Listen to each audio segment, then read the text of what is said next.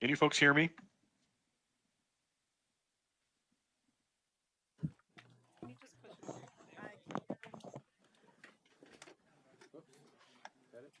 Oh, sorry. Thank you. Andrea said that your daughter was amazing. Oh, she worked so hard. Good. It really was amazing. And it's all Okay. parents. It's amazing. The director. All right. Well, we need to. This conference will now be recorded. Okay, welcome. And I would like to call to order the City Council of South Burlington, their meeting of Tuesday, January 16th, 2024. And we'll begin with the Pledge of Allegiance. And Larry, would you like to do that, please?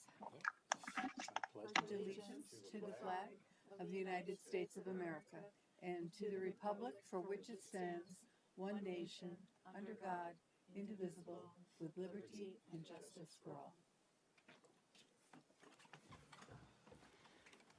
All righty. Instructions on exiting the building in case of emergency and the technology options and processes. Sure. So thank you for those who are joining us in the room. If there's an emergency, you can go out either side of the rear of the auditorium and then turn left or right and go exit the building. For those who are joining us online, thank you for joining us. If you would like to speak on any item on the agenda, feel free to turn your camera on, or you can indicate your interest in speaking in the chat and I'll have the chair call on you. Otherwise, we're not monitoring the chat for content. Thank you. Next item is the agenda review. And there is a deletion. Are there any additions or changes? And the deletion is item 22. We will not be having an executive session. You should all have received an email from Colin. So that will be off the agenda tonight. Darn it. So, yes, we might get home earlier. Okay. Comments and questions from the public not Can you okay. approve the agenda without change? So I would. I'll move that we approve the agenda with that change. Second. All in favor? Aye. Aye. Okay. Comments and questions from the public not related to the agenda. Is there anyone in the audience? No. How about at home? Don't see any, so we'll move on to councilors' announcements and reports on committee assignments and then the city manager's report. Andrew, do you want to start? Not this week, Helen. Thank you. Okay. Yeah. No, I don't have anything to report. You don't have anything to report about? Oh, okay, all right. Well, I went to two wonderful events at the high school this weekend. On Friday afternoon, I was a judge for the speech and debate teams. There was, I don't know where all the teams came from, but it was, I think there were regional, 6. northeastern. I think it was at the north. It was just local Vermont.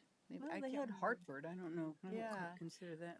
But Oh, anyway. the teams that I was judging, it was really hard they were excellent. So that was, and they were talking about social media and whether or not to repeal the Section 320 that protects social media companies and platforms from liability and being sued. So it was very, very interesting to hear these young people. Really prepared. And also the middle school put on Alice in Wonderland, which was a wonderful production. An amazing feat. You see all kinds of energy and it's all positive coming from the kids who either are acting on stage or are in the crew, and then all of the parents. And this year, a parent who happens to be a staff member at the middle school, she stepped up to be the director, and she did a fabulous job. And it's quite amazing to see these young people, and they're so psyched about it, and it feels like such I think they're just elated at the end. And who was Alice? My daughter. So you went both nights? Actually, I was with my son the first night, but anyway, but yeah, she did great. She did great. So did everybody. It was really fabulous. Cool. Larry? Thank you. I did join the debate competition at the high school on Friday. I was on the speech jury, broken up into numbers of different ways for public speaking. And since I don't really do much public speaking, I was very impressed with those young folks. Okay. And I was at the speech contest as well. And I did the speech and impromptu. Oh, wow. Okay. There were 3 different ones. They had to research a topic and something else. I can't remember. Poetry reading. No, I had no poetry reading, but it was very impressive because a couple of them, they literally picked the topic out of a hat and had 2 minutes to get ready to speak about it, or 1 minute, or the other serious topic. They were given the topic and had 30 minutes to do the research, and then had to speak for 6 to 8 minutes to defend or support their thesis. So some of them were very, very good, very funny, and it was really an interesting experience. I did that in high school and middle school too, so it was fun to see somebody else do it. And then I also attended the Common Area for Dogs Committee. I always want to call it the Dog Committee, or Dog Park Committee. And they are anxious to get some things rolling that we have already agreed to fund. So I think they're going to, and Matt was there, or Matt, he's the advisor, and I think he's going to be speaking with us or Jaycee about sort of what they want to have happen in the near term. So they're anxious to get some of those things going. So they're very enthusiastic, and they soon will have their final report on the survey that they received on dogs not on a leashes, and how many, I don't know, it's like 800 different respondents. So it's quite impressive. So that's what I was busy with. Oh, I'm sorry, Tim. Yeah, you were busy. No, we can't hear you. No. Oh, now you can hear me. Now you Yes, can we hear me, can right? now. Yes, sorry. So last week I attended the economic development meeting where they talked about a desire to create a survey for childcare providers in the city.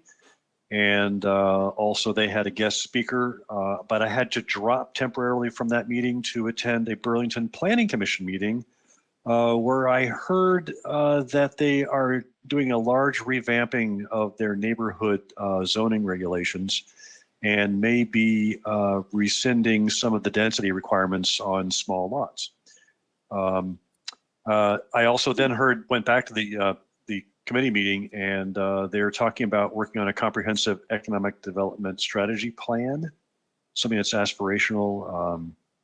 I also attended the Pension Advisory Committee meeting today, and you will hear from both the representative from SEI and from Eric, the actuarial.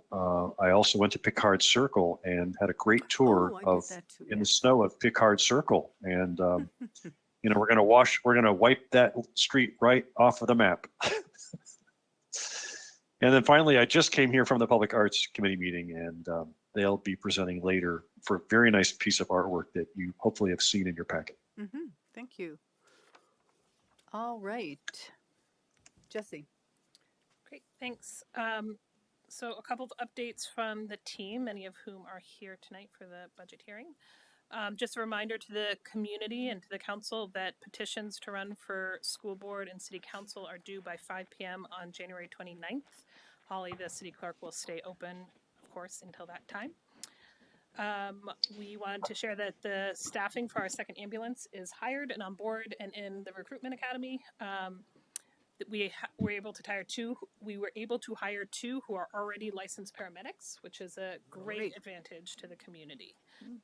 So it says great things about our ability to hire. On that note, our new online application system. Our new online application system through NeoGov is up and running on the website. So this is a technology solution that will not only help us promote our jobs out more widely, but also provide huge efficiencies for staff to manage applicants and the onboarding process. So thanks to Daisy and her team for that work. Encourage you to share it with your friends, especially those who may have CDLs or want to be public safety officers, and apply to join our team. This week, staff in planning and zoning and the library and communications are working on interviewing consultants who will help us with our equity and planning effort. This was a municipal planning grant we received last year. So just as a reminder to the council, this is helping us think about how we engage the community. So all of our neighbors feel like they know how to participate in conversations and we lower our barriers to participating so we can hear as many voices as we can, and then also guide us on what we do with that feedback, how we make decisions based on that feedback. So this is going to require pretty significant culture change on behalf of staff and the committees and the council. So Paul and his team will be here in February to talk with you all about that effort. And then finally, I'm not going to go over all of it, but there's a ton of new programming being offered in the library and through Recreation and Parks. Really encourage you to check out their websites and Facebook pages. And summer camp registrations will be online on February 1st. So mark your calendars for summer camps. Great, thank you. Thanks. Okay. Next item 6 is the consent agenda. We have 3 items: disbursements, minutes from December 15th and January 2nd, and approval of the proposed set of CCRPC's Unified Planning Work Program applications as recommended by the Planning Commission. I'll move that we approve the consent agenda. Is there a second? Second. Second? Is there any Oh. discussion? I just wanted to make a comment that there are a considerable number of projects that CCRPC is working with us that reflect a considerably large amount of resources that they're committing to the work of our city. And as I was going through the budget, it looks like it's a very good return on our investment, because I think our contribution is $42,000. Is that right? So it depends which one, Paul or Martha, you can jump in here. It depends Are which there ones 2? are awarded. Do you mean the Oh, current oh. applications? Yeah.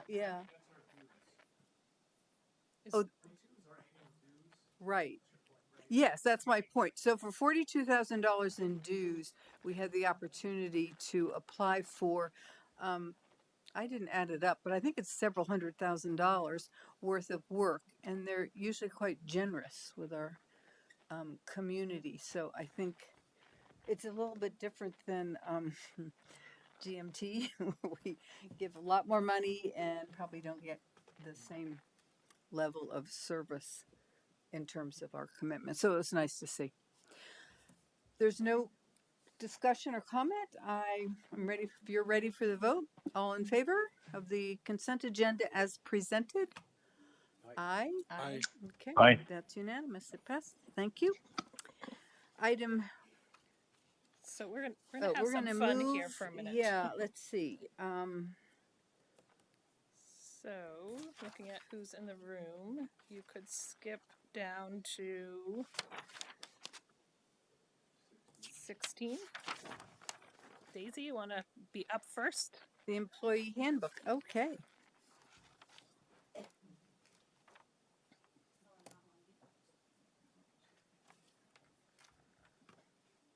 I can do it for you, Daisy.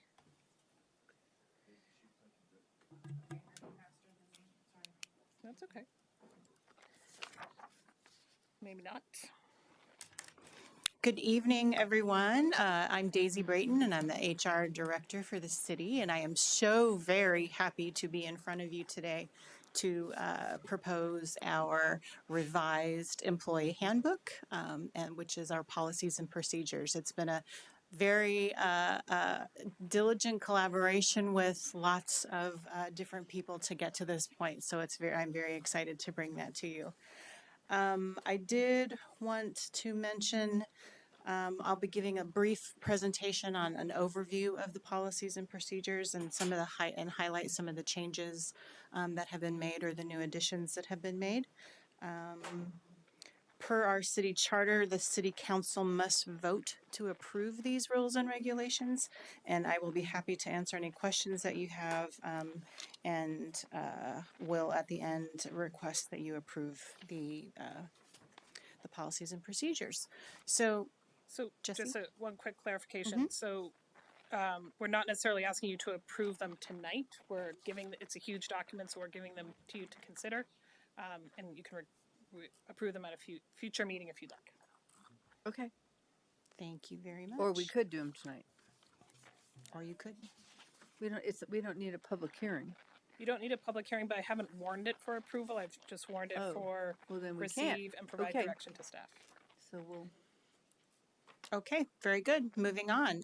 The reason that we wanted to revise those policies and procedures is because they were quite old. Originally drafted in 1993, last revised in 2009. They were extremely outdated. They were not best practice. Some laws have changed since then, and they resulted in some inconsistent practices and treatment of employees. So ultimately, our goals for revising them were to make sure that we were utilizing best practices and that we were creating new policies to address the gaps that we had that we didn't currently have policy on. We definitely wanted to make sure that we were legally compliant with state law, federal law. And we also wanted to make sure that we were building and including in our work culture, looking at things through a filter of equity and inclusiveness. So that was an overarching theme and goal with the revision of these policies. And then also, lastly, we definitely wanted to create a document and policies and procedures that would allow us to be consistent with the treatment of our employees. And moving forward, that we have a document to go back to make sure that we were in alignment. How we got here. I have been here for a year. I came in January, and one of the very first things that was asked of me was to start these policies and procedures revisions, and I'm happy to say we started that in March of last year. And since then, we have come a very long way, and I'm very proud of what we've put together. We've worked with both internal and external. Obviously, we worked with Colin, our internal attorney, but we also worked with Chris Brines, who is an employment attorney in Vermont, and she was an excellent resource to help us with developing these. In addition to myself, the executive team, we went through a very diligent and several meetings to have policy discussions and what did we want to do and how did we want it to look, and they put in a lot of time and effort, and I thank them very much for everything that they helped with getting these put together. Ultimately, we then went to the department heads, and we wanted to make sure that we included them and got their perspective on how will these policies and procedures relate to their department. And we got some excellent feedback from the departments and the department heads on some revisions that we could have made, and we implemented several of those revisions that they suggested. We went back to the employment attorney that we were working with, and lo and behold, that is now the document that we have in front of you tonight. So, been a long time coming. Great work put into doing this, and that's how we got to where we are today. I did just want to highlight a couple specific areas, although it went from a 29-page document to a 70-page document, so there's a lot of new things in there, but just to highlight some of the points that I wanted to make. One of the new sections, as I mentioned in the very beginning, is that we wanted to And we created a commitment to diversity, inclusion, and belonging. And all of the policies and procedures are viewed through those lenses of inclusivity and belonging. Some of the revisions that that are very important. We tightened up the employment classifications and made sure that those definitions included what we currently have. They were very outdated. We also created a compensation and pay schedule specifically for non-union staff members. So at this point in time, all of our contracts or our employees who are covered by a contract have a pay schedule, but our non-union employees did not. So we created that pay schedule. New sections included a remote work. Yeah, remote work wasn't a thing back in 1993, but yeah, we all know since COVID that has become a very important policy that we needed to create. We also created to specifically align our policies with the Fair Labor Standards Act. We created this policy that's specifically regarding exempt employees or employees that are salary paid. Our drug-free and alcohol-free workplace, one of the significant revisions that we made to this policy was reasonable suspicion. So this would allow the city to, if an employee comes to work and they appear to be under the influence of alcohol, drugs, we have the ability to send them home and then to take action on that reasonable suspicion. That was not currently in our policy. And we established and we spent quite a bit of time on the code of conduct, and we used the policy that the council put together as kind of a benchmark of where to start. And yes, very important that we have guidelines and expectations on code of conduct for our employees. Additional revisions, interestingly enough, we established an annual performance evaluation policy. So we now will have guidelines and expectations on when departments will do their annual evaluations, and again, making sure that they're consistent and uniform. That will be quite a feat, and that will be a nice thing to see.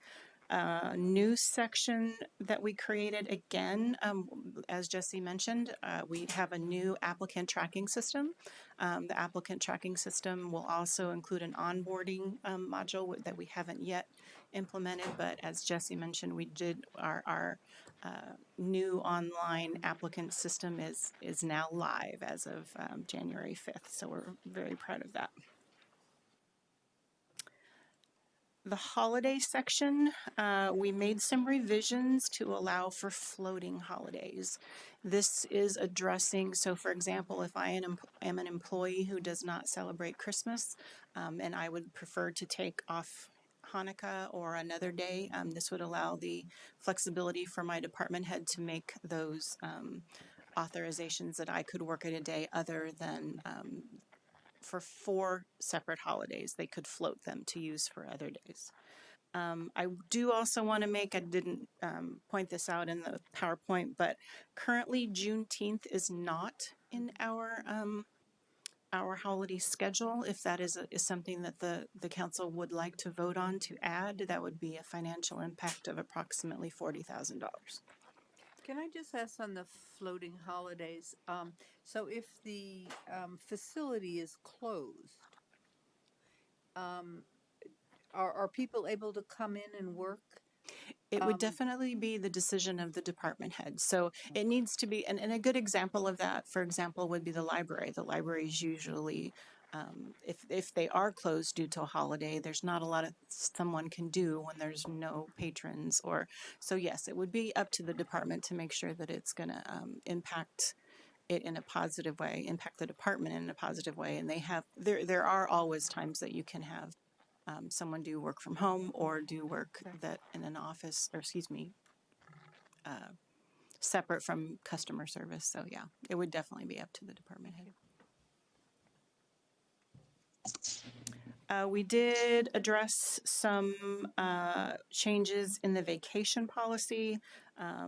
With both vacation and sick leave, which I'm going to talk about next, we tried to align them more consistently with the City Hall and Public Works contract.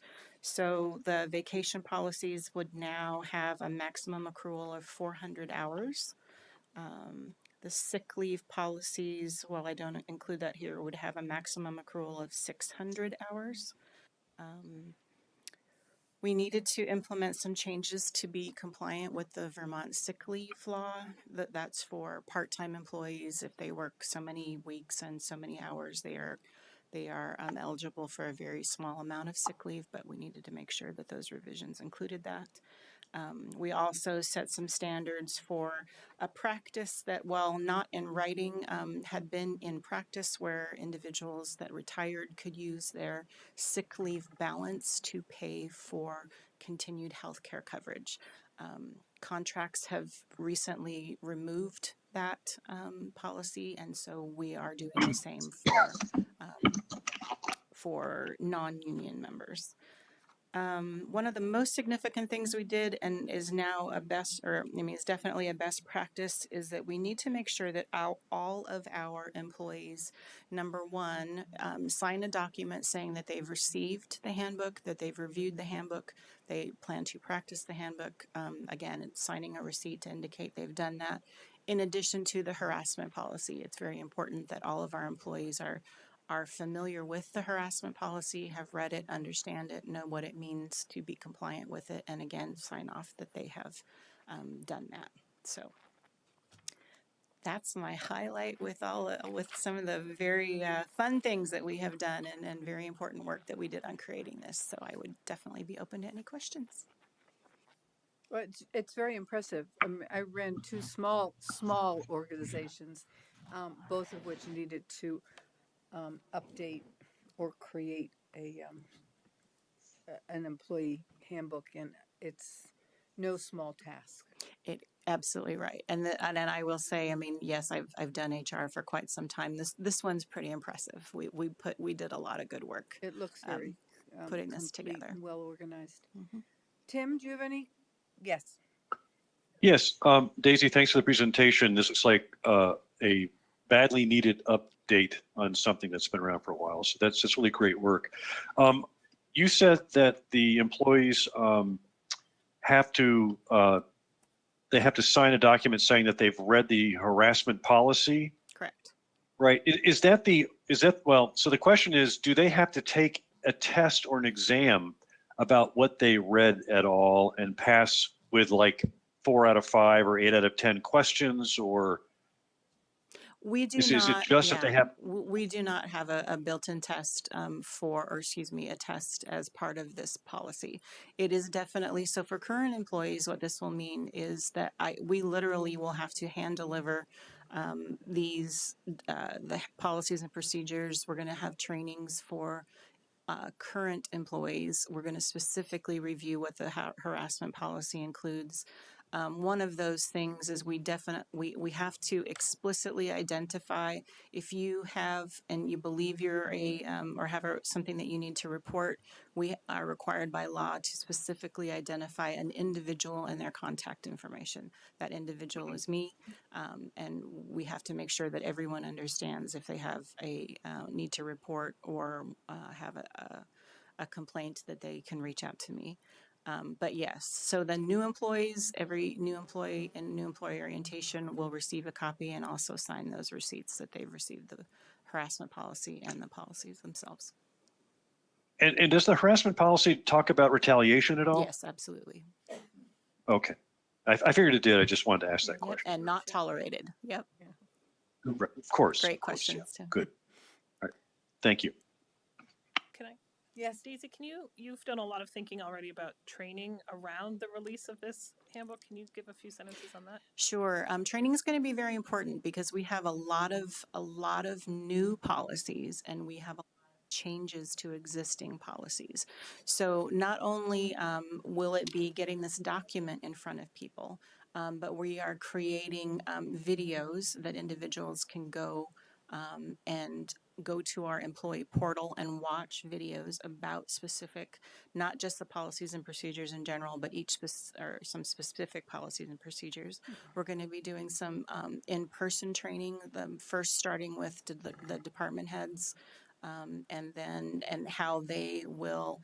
An interesting thing is one of the things that the department heads, the feedback we got from them is not only with these policies and procedures, but how do those compare to the contracts? So we have 3 different contracts with police, fire, city hall, and public works. And then we will have these policies and procedures. So there are differences in them. So if I am Paul, for example, I have individuals who are in the city hall union. I have some individuals that are not in a union. So to make sure that those department heads are comfortable with all of the above. So yes, doing some online training, in-person training. There will be videos that they can go through. There will be checklists on if I have questions about family medical leave in the process. So we really are trying to very heavily focus on getting folks the information and learning how to implement and follow the policies. What's your timeline? We'd like, if and when we get the approval, which I was hoping will happen before just, February. Again, I have oh no, I'm sorry, that's NeoGov. I have at the end of January, we have a training for NeoGov for our department heads. And then in the end of February, March is when I plan to do the in-person, the online training videos. Many of them come from some of our current vendors. They're already available, but they just might need a little bit of tweaking, and some of them we're going to have to create from scratch. Great. Yes. Andrew, Is there a section, Daisy, that deals with, you're violence in the workplace, active shooter situations? Is there a video training for that as well? Yes, we have a workplace safety section in the handbook, and definitely in new employee orientation, we have a section on workplace safety. But we did have some questions about active shooter. It's not currently in there. Our safety committee used to address that, but I think that is something we should definitely make sure we add. Okay. But we do have a Thanks. workplace safety section, but active shooter is not there. okay. Andrew? So Daisy, first echo the comments of my fellow councilors. Complete, thorough, really good document. I did read most of it, so job well done. 2 things. Is there anything here that you want to highlight to us, and I'm not suggesting there is, that is potentially controversial or required a difficult judgment call on your part that we should be thinking about? I don't believe there's anything in a policy that is so risky that it would put or that it would be a risk for the city.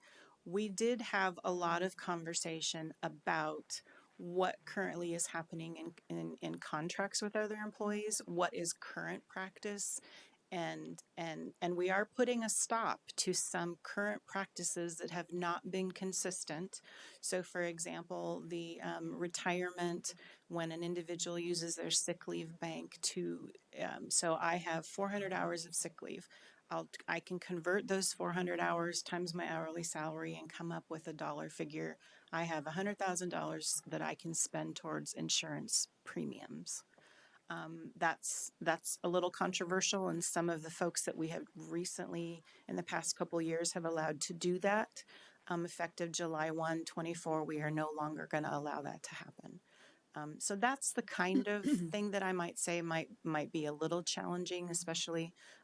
We also have a couple situations where we are going to have to make some individual agreements with some specific people. So for example, our sick leave maximum, we have people, our sick leave maximum in this new policy is 600 hours.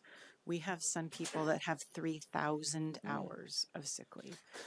We can't just tell these individuals that you're going to 600 hours so we are going to have to address those individually. There's just a very small number of those, but we'll have to develop a strategy for those. That actually neatly leads into my second question, which was, are we changing policies around vacation, sick leave, other leaves. It sounds like we are. We are, I and wonder we if you are. summarize or highlight Yes. some of those. We did, and we wanted to make them trying to make them consistent with what the city hall contracts are. We were very different, even in the accrual rates. So, for example, sick leave, we were pretty consistent, and everybody earns the same amount of sick leave. However, vacation rates, we were very different. And so, yes, we are trying to align those where our accruals for non-union staff members would be the same or similar to a union staff member. So we just tried to make those consistent and similar. So putting a maximum of 400 hours on vacation is new. Putting a maximum of 600 hours on sick leave is new. We also So in other words, someone can't accrue vacation for 10 years and then take a year sabbatical. absolutely, Right. yes. And we have some individuals, and clearly they've been here 32 years. They have a lot of vacation and sick leave. So is the rank and file, have they seen this or is it just the department heads? Just the department heads. Okay. So you haven't gotten that kind of feedback yet. Ooh. So just keep to bear in mind that this, as Daisy said, this is one of 4 policy documents that we adhere to, the 3 collective bargaining agreements and now this one. The collective bargaining agreements for those employees are the details of these kinds of questions, sick vacation time, for those employees. So those employees have bargained that right. This is really talking about that policy for the folks who fall outside of the bargaining units, which primarily are management staff, with a few exempt employee exceptions. Yes, we have very few non-union staff members. Most of our staff members are covered by a contract or a union contract. Vast majority. Correct. Well, just for vacation and sick and but the other things like Correct. harassment or all of those things Our city policy. or city policy. One of the Working things from that home or whatever. some of the contracts are silent in is disciplinary action. So that would be one area within this document that would cover more than just non-union employees. Okay. Life is short. Take your vacation. That's the moral, the Yes, story. we want you to take your vacation, and 5 days at a time. We don't want this half a day here and half a day there. Yeah. Well, That that was- was good for your mental health and your productivity, I think. Yes. That was actually one of the policy discussions we had a lot of was these aren't meant to be savings accounts. These are meant to take care of the health and wellness of our employees. And how do we help incentivize that so folks, our city attorney, for example, is in the room, actually learn how to take vacations. 400 Just hours picking at is generous. He took 2 It weeks. is. So- He was driving He did. around He did. Scotland. Very generous. It's Yes, a a lot lot of of more them just generous than my former 240. employer. Yeah. So that's the other, I would just add, if you don't mind, Daisy, that to the controversial part of this is that there were a number of things the city did for these employees who are not covered under a CBA that was unique to employees without a written policy, and gave management a lot of flexibility of how to handle folks and wanting more consistency across employees was really important to us. So putting more parameters on folks does limit some ability to be nimble, but it also helps us try and better align to what our residents are paying for. So the benefits our employees receive, which is very generous, we want to make sure that we are making good fiscal decisions about those benefits, and still be a priority workplace and a place that we can recruit the best talent to our team. So we tried to walk that balance line. Yeah, there was a very intricate balance. Mm-hmm, for sure. Are there other questions or comments? So that was going to be some of my questions around the coordination of contracts and personnel policies. Just one quick question though: how many folks would actually be non-union in the city? You know, Larry, if I had to, and this is a guess, we have about 186 total employees. And I would say maybe between department heads, that's about 15. We have another maybe 10. So maybe Right. 25, 30. Yeah. Right. Yeah. Great. Thank you. Great. Well, Thank you very much. so we're not going to vote on it, but we will at our So with your approval, we can put on the consent agenda for your next regular meeting, which is February 5th. Great. Great. Yep. Thank you so much. I appreciate Okay, that. thank you. Thanks, Daisy. All right, so we now can go back to item 7 for our warned meeting on the proposed FY25 budget and capital improvement plan. Yes.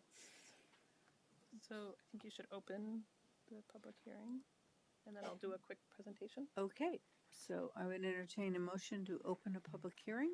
So on the moved. budget. Second, all in favor? Aye. Aye. Aye. So just for the benefit of those participating in this public hearing, I want to give a little context of where the council currently is. I have the privilege as city manager to present this budget, but it's really a result of your work, your council's work, Martha Machara, our finance director's work, and of course the leadership team members, many of whom are in the room today in case you have questions. So the proposed budget as it currently stands that you have been discussing since early December and the leadership team has been working on since September is all in a almost $65 million budget broken across these lines. So general fund, that's the fund that pays for primarily government operations and is what is raised by property taxes is $35 million. Then we have our utilities and our special funds. So what is included in this proposed budget, I'm going to give a very high level summary here, but I'm happy to break it down in math if you would like, is the continuation of our current level of services, several strategic investments in public safety, including the reinstatement of our youth services sergeant, completes the second year of our ambulance implementation and adds a highway position, takes our first big financial steps to implementing your climate action plan, includes small increases to sidewalk maintenance, downtown vibrancy, and Green Mountain Transit, and includes targeted support for both school safety improvements requested by the school district, as well as an increase in the Housing Trust Fund. You've seen these assumptions before, but I think they're really critical to outline what we have based the budget on. It includes increases in the grand list and local options tax to right size to the receipts we are currently receiving, as well as our contractual COLA and step increases, the new child care contribution payroll tax that the legislature has put into place, and our health insurance and property and equipment insurance increases. So the total of all of that results in a 5.82% increase, or almost 3 penny increase to the tax rate. We have updated this spreadsheet from what you have previously seen with the mid-year condo and house assessment values. So the annual difference our average condo owner will experience over the course of FY25 if this budget is adopted is an $85 increase, and for a homeowner, single family homeowner is a $125 annual increase. You also talked during your budget discussions about using one-time funds to do some of those strategic investments, those capital and planning efforts that we all are collectively interested in. So that includes the use of $742,000 of ARPA money specifically for those transformational climate action plan capital projects, to complete a parks master plan, and to allocate the grant match for the Heinsberg Road Path project. It also includes the use of $360,000 of fund balance, or our reserves, to fund a portion of a new signalized intersection at Market Street and Heinsberg Road, and to increase sidewalk maintenance. So tonight, if you are interested, and then of course, also part of this budget is our utilities budget. So this is the summary of how the utility rates will be increasing, aligned to the utility budgets that Tom DePietro presented. Really, these increases are driven by personnel and benefit costs, as well as capital investments in our water and wastewater systems. Tonight is your public hearing. You need to approve tonight the amount to be brought to the taxpayers on town meeting day, as well as all the associated actions. January 22nd is our steering committee meeting with the school board, where we will share our budget presentations and what the voters can expect. We are doing a presentation at the request of the South Burlington Business Association on the morning of January 31st. Our budget books and annual reports will be available February 1st. Tom and I will be doing the town meeting day or the town meeting TV broadcast of this budget and bond votes on February 1st. That will also be recorded and available. And then, of course, there's the pre-town meeting day annual meeting on March 4th, and town meeting day on March 5th. All of this information is also available on our website. So that is the summary. Happy to take any questions, but your next steps would be to hold a public hearing and then approve the next 5 agenda items, Okay. if you so choose. Well, I would encourage anyone in the public, now is the time to make suggestions and ask your questions. Typically, that happens the night before town meeting, but it's kind of late because we have the budget and it's on the warned on the ballot. So now really is the time for complaints or suggestions or questions that then can be addressed. So is there anyone in the auditorium who would like to say anything? Linda.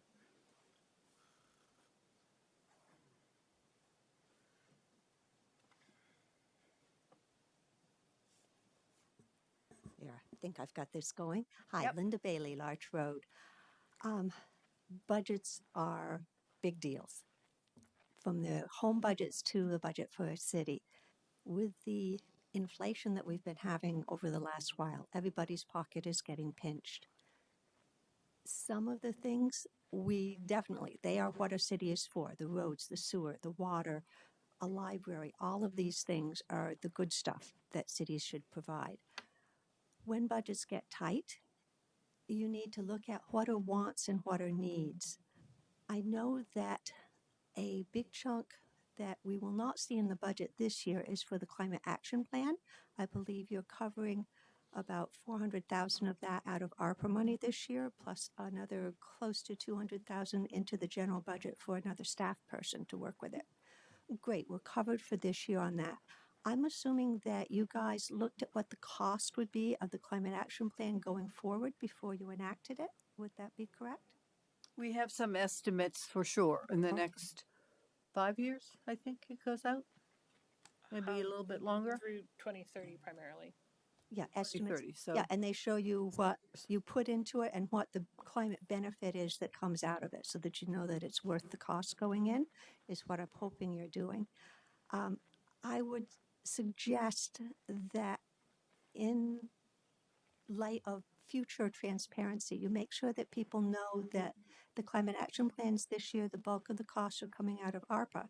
But in the years going forward, there is going to be, I believe, 600,000 plus is what I've seen in figures, so that people know that that's coming down the road, so that you can look at it and make sure it actually is going to work for us at the level of the budgets that we've got coming.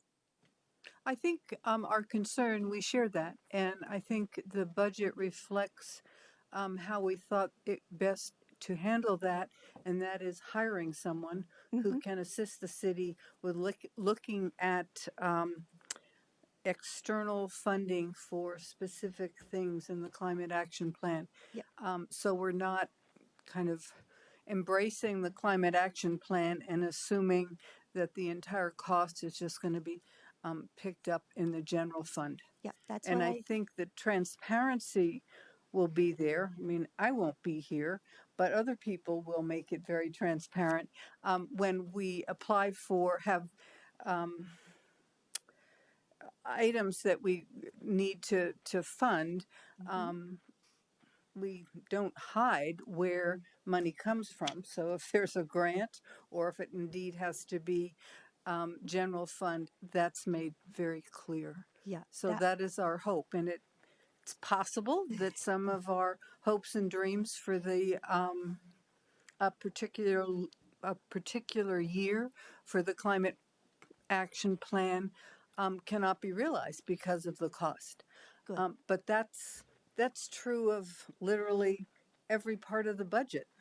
Exactly, and that was part of what I was going to urge you to do, is make sure that the plan is flexible enough so that if we get to a year and it turns out the cost of item A is 3 times what we thought it was, we cannot do climate A right, that action right then, that there's enough flexibility so we don't have to stick to some sort of really rigid schedule. I know my husband and myself, in upgrading our home, it's taken us over a decade, and we had to not do one thing in order to do an upgrade, like putting in new windows in the house. I'm driving a 10-year-old car because didn't use the money for a new car. I used the money to upgrade our house and our energy. So that's something the city can look at as well, but things are not necessarily needed to get a future benefit. Thanks. Thank you. Does anyone else want to make a comment? Okay. Are there other questions or comments in the audience? Oh, please come down. Hi. We're good. You can sit or you can stand, either one. I don't know how to do this. I've never done this before. Well, there should be a bright green light, and there's a little. It's on? Okay, so great. just speak into the mic, please, Um, and give us your name and where you live. Scene Larkin, Rice Circle. My question is, and this is just more on timing for my education, kind of along the lines of what has been said, just, with the increase in costs to everybody in the community to fund the budget. The budget's going up, so the taxpayer has to pay a little bit more each year.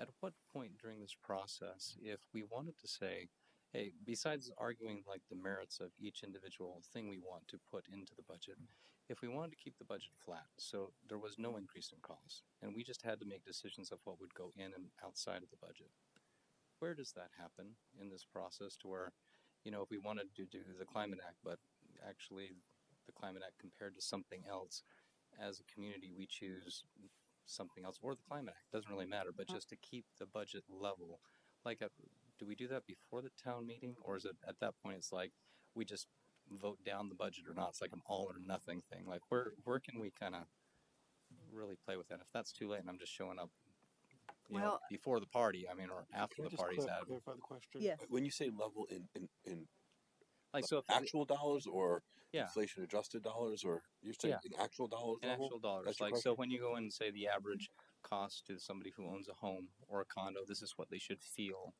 during the year. The $85 or the $125. If we wanted to keep that zero, so the community can get the services that it wants and it can choose whatever those services are, but keep it flat. Where do we do that as a community so we can say we don't want it to go up, but we're going to make choices? Well, when we develop the budget, we certainly, as a council, identify some assumptions or parameters that we give to the city manager, who then works with her departments to see what a budget looks like for each of those departments, and then you add them together and you see what you have. I think it would be really difficult for any budget to be a no dollar increase, other than the growth in the grand list, perhaps, with the kind of healthcare inflation and just general inflation that this country is experiencing. But we could negate that by not doing other activities as well, correct? Well, That's police and fire yes, primarily. yes, you can always do that. You can cut staff. Yeah. I was on the council when we I'm did not that one calling year. for cutting staff or anything, and just Well, but that's what it came down to. and that And would so be the following wonderful. year, we had to raise it an exorbitant amount because we didn't have the staff to carry out the services that the public found were minimum. And that's always hard. I understand. Yeah, where do we see that, those choices, or is it just the advent of what the budget is being presented to us Well, I now? think it's in our conversations and your presentation. So it starts in December, really. Okay. So Well, earlier than that, you putting budgets together, but well, and you set your budget goals in September. So, and I believe, San, I missed a call from you this evening Yeah, I didn't know if that were. when I was preparing for this meeting. I'd be happy to sit down with you and kind of walk through where those lever points are during the process, because it is a very long process that the council goes through. So September is really when they set, if they were going to set a zero tax rate increase budget, that's when they would do it, because it would require, as the council chair is saying, it would require us to reduce some services in order to achieve that. But there are certainly opportunities to present that kind of information to the council and have them weigh those opportunities. So I'd be happy to sit down with you and talk about that. If you go to the finance page on the website, all of our budget materials are there, and you can see the links to the agendas and the meeting minutes where those values were weighed during this session. Yeah. I'm sorry I missed your call. That's earlier. okay. We can touch base afterwards. Yeah, I think what would be helpful too, and I don't see it in this presentation tonight, but in past presentations, it does show how much is spent on each of the different departments. Correct. And I think that would be very helpful for the public to see. I think that the focus on the climate action plan that both you and Linda have brought forward, it's pennies compared to the whole budget. I was And I using it just as an really want example. that to be clear. Yeah. And I also want to make clear that any investment that we make today will pay itself off many times over in the future. Cleanup is much more expensive than prevention. An ounce of prevention is worth a pound of cure. Just keep that in mind. And I think it's really, really important for you all to think, 5-10 years down the road, when those new residents will be faced with, we don't know what, right? But the fact that we have good stormwater infrastructure in place, we've invested in that, and that has saved us what Barry is now having to work through, right? They don't know if they can pass their budget, and so they're putting it off until May, waiting to see what the FEMA funds will be able to provide. So we have to keep in mind that this is our future.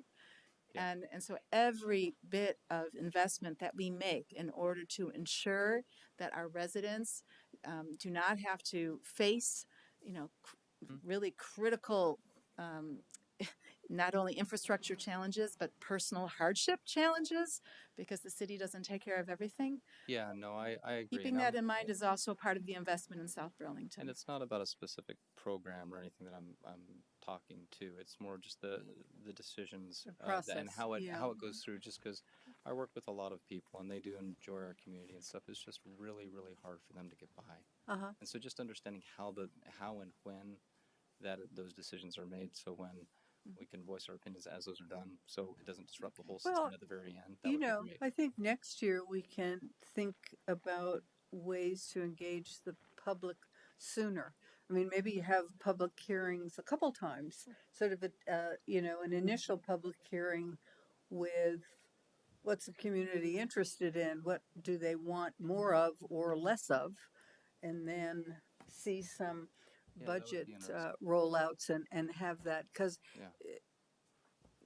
typically it's the day before town, and traditionally the town meeting in Vermont worked well because town meeting day you could make changes to the budget from the floor, from the discussion.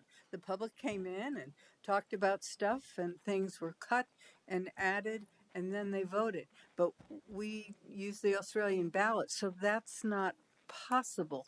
You have to kind of get into the planning process and make your thoughts heard, or your understanding sooner than, I mean, even tonight. We could certainly make changes tonight. That's true, but it is getting to kind of the 11th hour here, and maybe we need to really think about how to engage people sooner, so it doesn't feel so like, well, why bother, because the budget's done.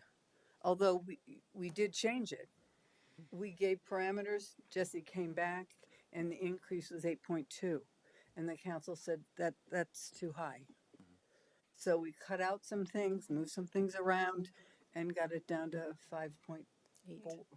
5.8. So it can happen.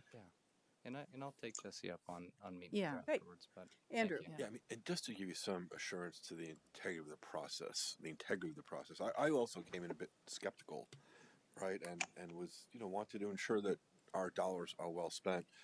And it's really hard. Helen alluded to the health insurance. I think the health premiums alone, health insurance went up like 700,000 plus, right? And like, and we also put up a second ambulance, which is also really expensive. And like, even with all that, I'm actually really proud of the city because I've also asked Jaycee to go back and show us how the budget's increased over the last 5 years compared to inflation. And I look at this a little differently than you. Like in my mind, if it's flat in real dollars, i.e., we're not exceeding inflation, we're doing a really good job. And in fact, if you look at our budget increase over 5 years, compounded annually, and compared to inflation compounded annually, we're almost spot on.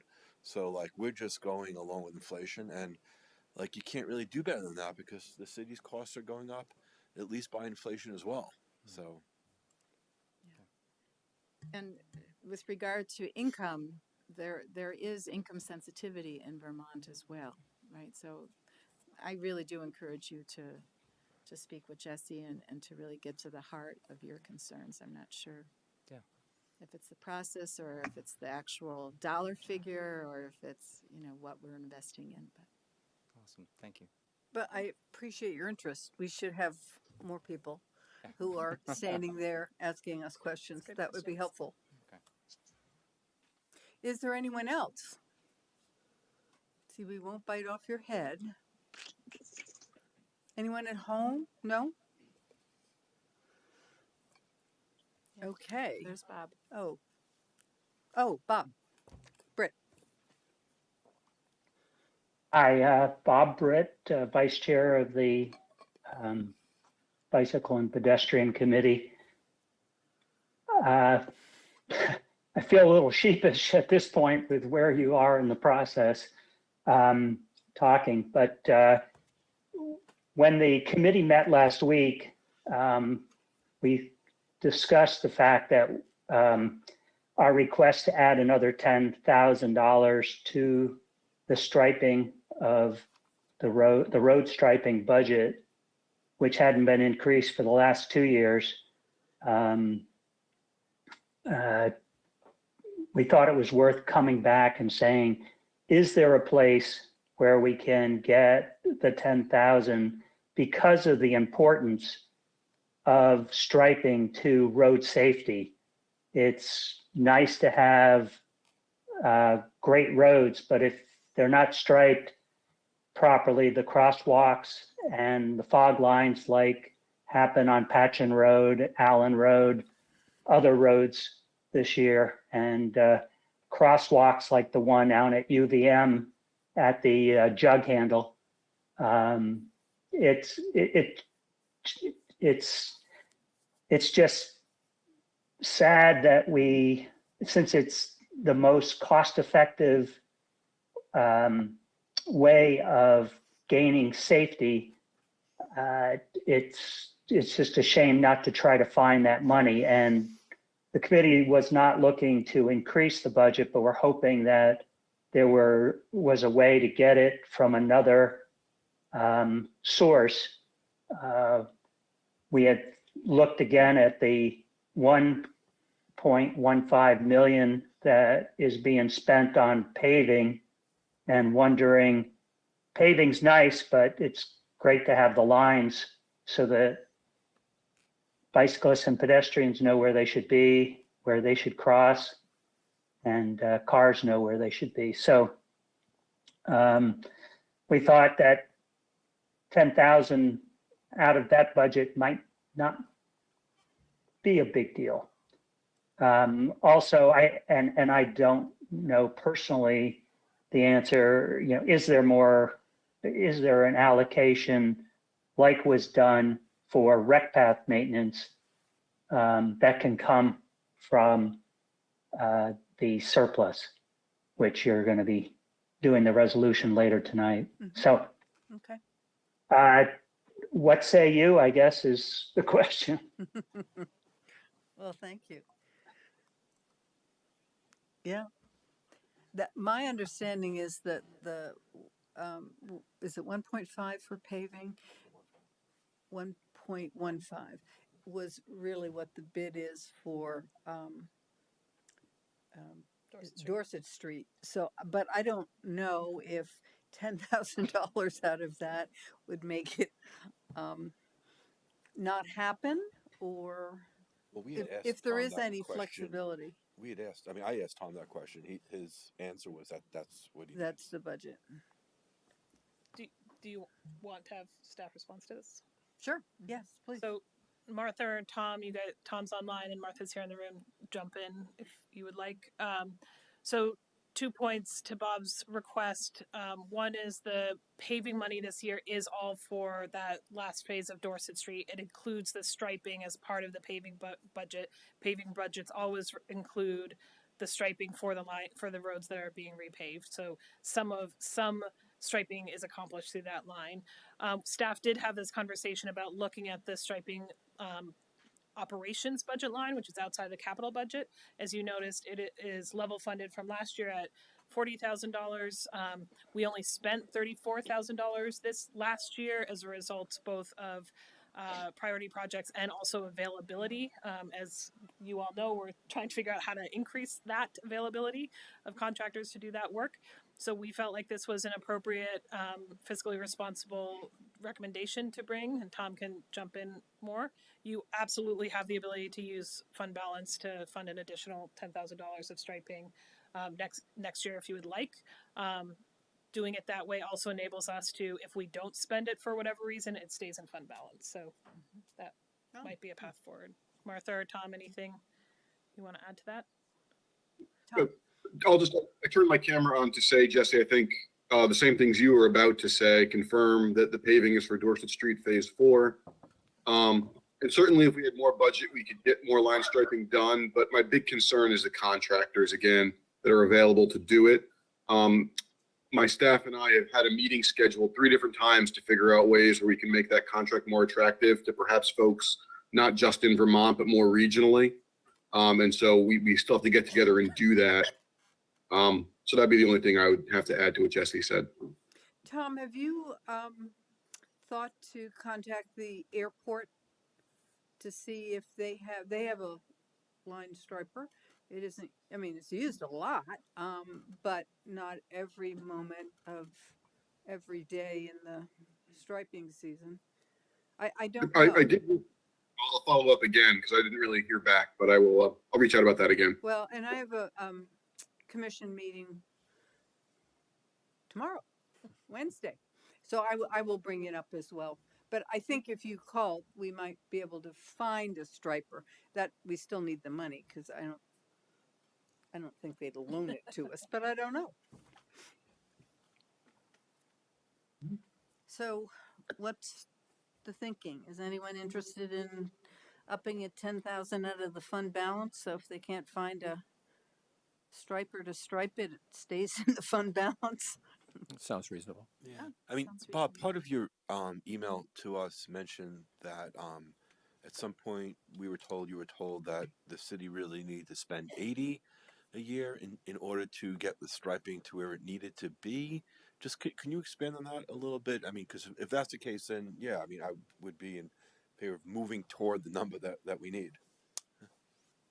Yeah, and Tom probably has a better feel for this than I, but that was what we were told back in 2019 with Justin Robideau, that he thought that, and this is not every line in the city, just the ones that annually need to be done, because some lines on quieter roads don't need to be done for 3 to 5 years. But his estimate at the time was he thought 80,000 would make sure that all of the lines that were fading and crosswalks would get done. So, I mean, I'm just going off of that benchmark. Okay. Tom DiPietro, does that sound like it has some legs, or was that just or does that ring a bell? I mean, that's someone else's estimate, not yours. That's right. And I have no reason to doubt it, Helen. I'd not like to understand what's within there, because I know we do a fair bit of our own crossbar, crosswalk or sorry, stop bar and crosswalk striping. We have the machine to do that. It's really the long lines, right? The double yellow log lines, et cetera, where we have to hire that out. So I guess my question would be, or before I could respond to that, would be I'd want to go look, see what we're capable of doing in a typical year with the equipment and staff, et cetera, you know, and do that calculation on our own with some updated costs. But I'm sure it's in the ballpark. Okay. Well, maybe for future budgets, that would be good to know, have a, an estimate or some understanding of what the scope of work that's required.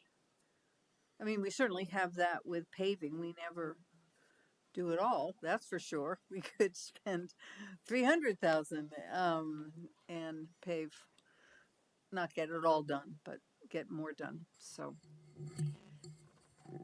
what is the council's pleasure to increase this by 10,000 coming out of the fund balance? Tim?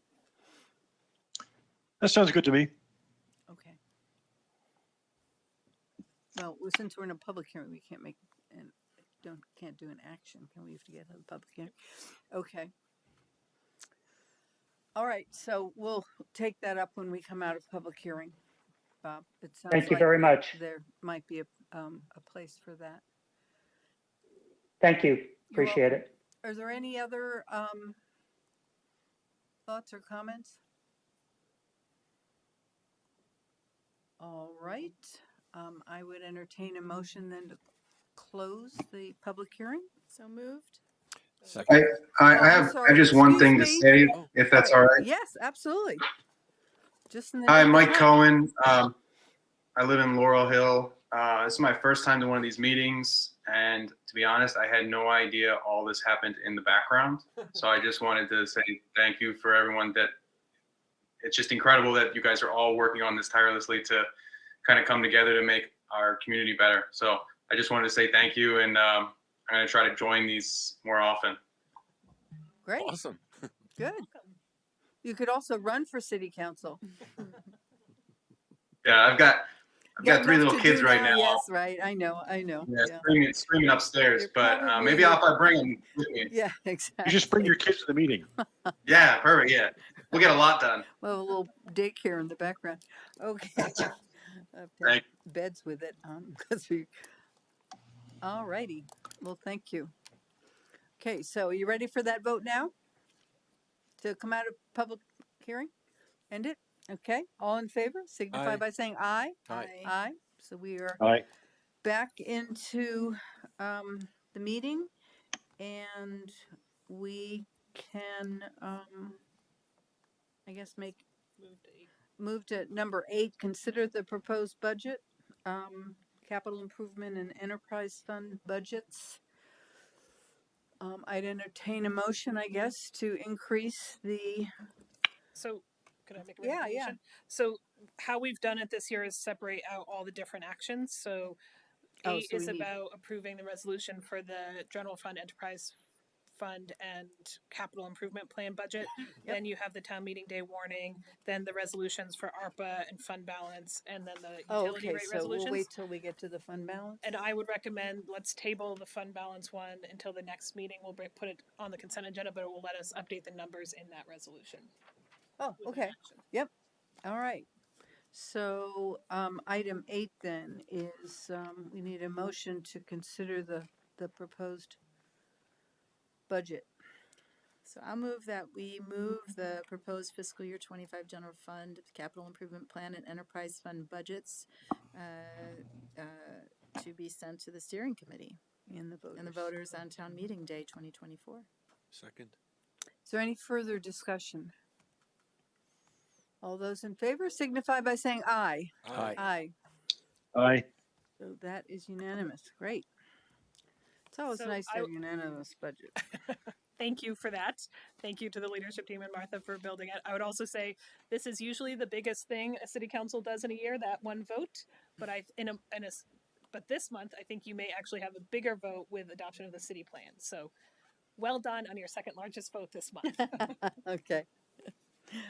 All right. So item 9 then is approve the 2024 town meeting day warning and set the public hearing for March 4th, 2024 at 6:30 PM. So I entertain a motion to do that. So moved? Second. Okay, is there any discussion? We got the language in the packet, what the warning looks like. Just Okay, wondering, is it a little premature to eliminate the position of coal weigher? of what? Did you see that? No, I'm teasing. The resolution eliminates 3 positions: the coal weigher, the lumber. What are you looking at?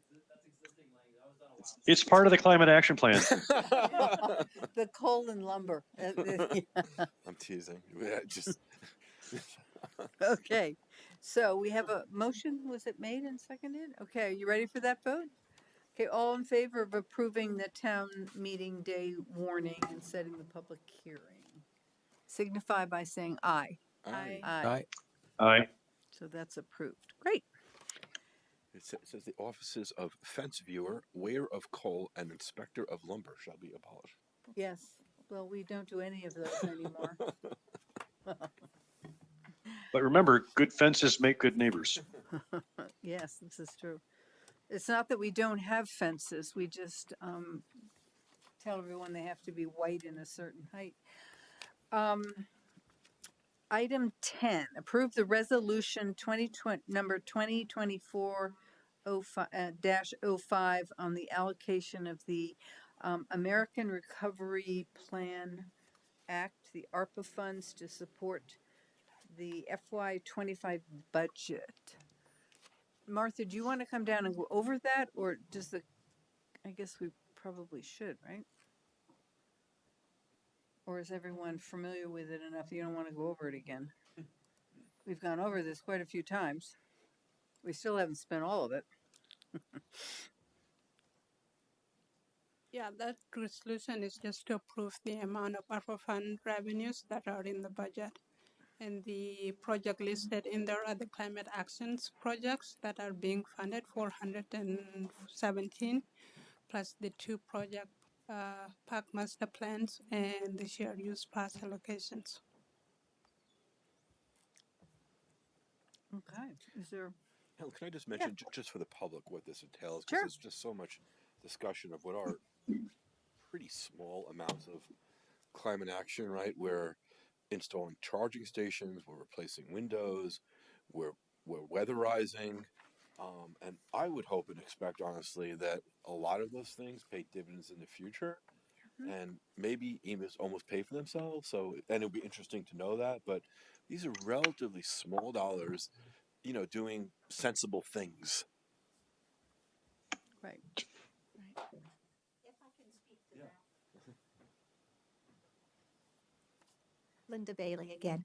Yes, I agree with you. These are good things to do. But what I was concerned about is that these funds are being quote unquote hidden. They're not being seen in the tax raises. We're using ARPA money, which is a limited fund, will end up going away in a while.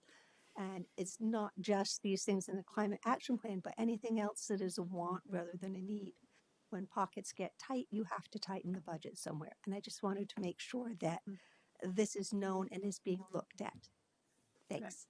I think we tried to make that really transparent by identifying the kinds of things like the windows that are a one-time allocation of funds that we believe will have a return on that investment, and use the ARPA funds for that because we wouldn't need them in the ongoing budget. And then the things that we believed were more operational and needed to continue into the future, we put into under general fund dollars. And then, as is always true with every budget, every year, even if the position has been in place for 25 years, the council can eliminate a position if there isn't the money or the need for it. So even with adding people, it still, I think, is a transparent way to say this is what the staffing needs are for this community with these goals. And if the community wants to change the goals and the council is agreeable to that, then you can eliminate positions or operating funds that are included in the general fund. But that's just true of every budget. Yeah. Some communities cut police. You know? Fortunately, this one didn't. All right, so Can I add to that too? In the CIP capital projects, if you look in there, we divide it out. So when you're looking at the project, there's the actual cost of the project up top and the cost to be climate sensitive, and we've called it out as climate item or climate cost.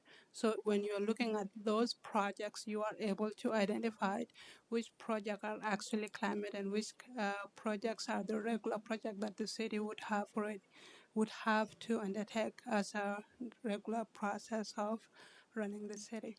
Yes, and I very much appreciated it being set out that way. It made it much clearer. great. Okay. So did I get a motion to approve this? No. The allocation of the ARPA money? Not yet. So I will move that we approve resolution number 2024-05 on the allocation of American Recovery Plan Act funds to support the fiscal year 25 budget. Second. Okay. Any further discussion? All in favor signify by saying aye. Aye. Aye. Aye. And that is unanimous.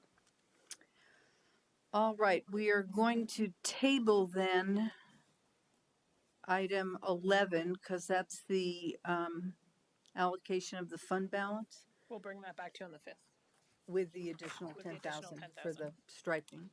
So we'll move on to item 12, approving resolution 2024-07, which is setting the water, wastewater, and stormwater rates and allocation fees for FY25.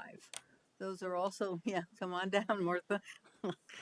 They're also laid out in a chart that you went over, right? Yes. Do you want to see that again? Yeah. Why don't we put it up so the public knows what we're voting on?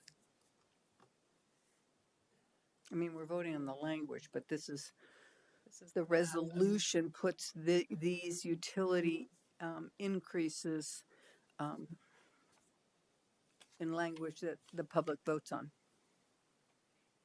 So I don't know if there's any further recommendation. I think I might note that South Burlington continues to be one of the least expensive communities in the area for stormwater, sewer, and water rates. It is now. Right. I don't know what it will be. I don't know if any communities are cutting their rates.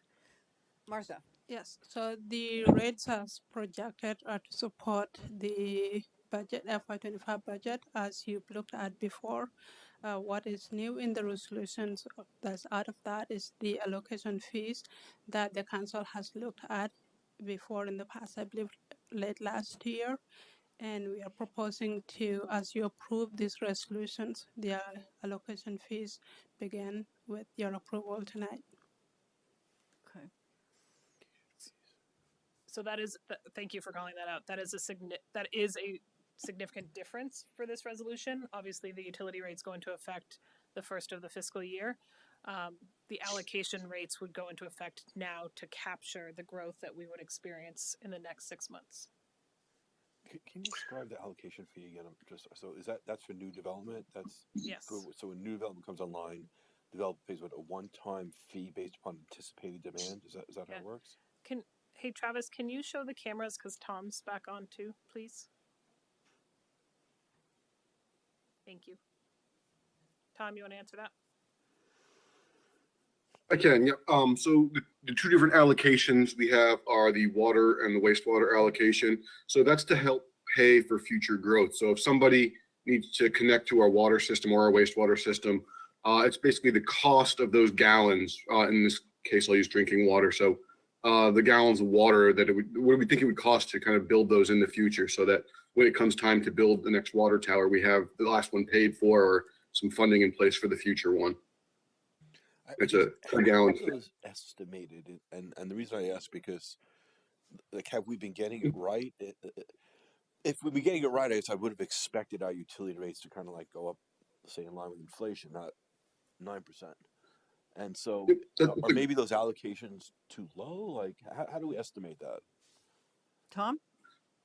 Yeah, so there was a good discussion about that in the rate study that went to council back, was that November? A little while back.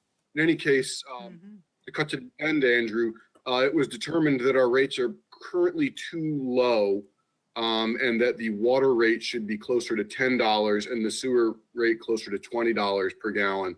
And so the plan here is to get those more in line with the actual cost and neighboring and nearby communities over the next 2 years. So that's why you're seeing the increases here, and we're doing it sooner than later, as Jesse said, to help capture the growth that's happening right now. Okay. Pay for those improvements going forward. But yeah, they're a little low at the moment for sure. Thank you. Thanks for that reminder, Tom. That was helpful. Tim? What happened to the discussion that we wanted to have about the types of connections, like to multi-unit buildings versus individual residences?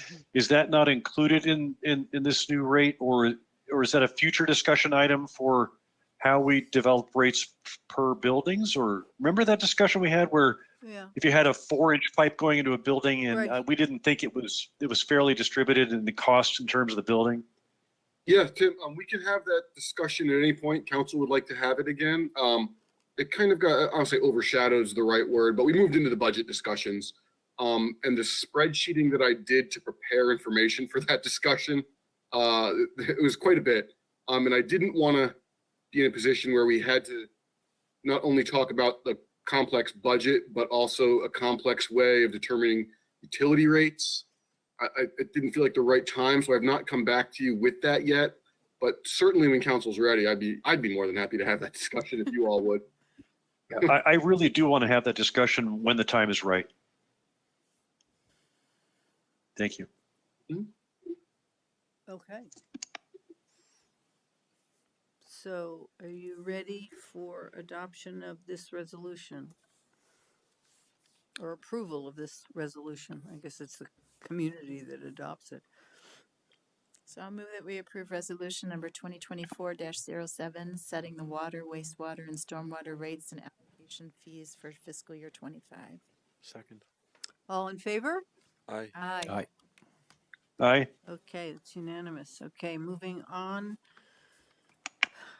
We have 2 minutes, but we can start by the time we get to opening the public hearing on Picard Circle. It'll be 8 o'clock. So I would entertain a motion to open a public hearing on the discontinuation of Picard Circle. So moved. Second. All in favor? Aye. Aye. And so, Tom, tell us about Picard. We all went to see it under the snow today. It's not 8 o'clock yet. So I guess I'll talk about our site investigation today till we get to 8 o'clock. So one of the people, Public Works Director, I realize I haven't introduced myself yet tonight, for those who may not know me.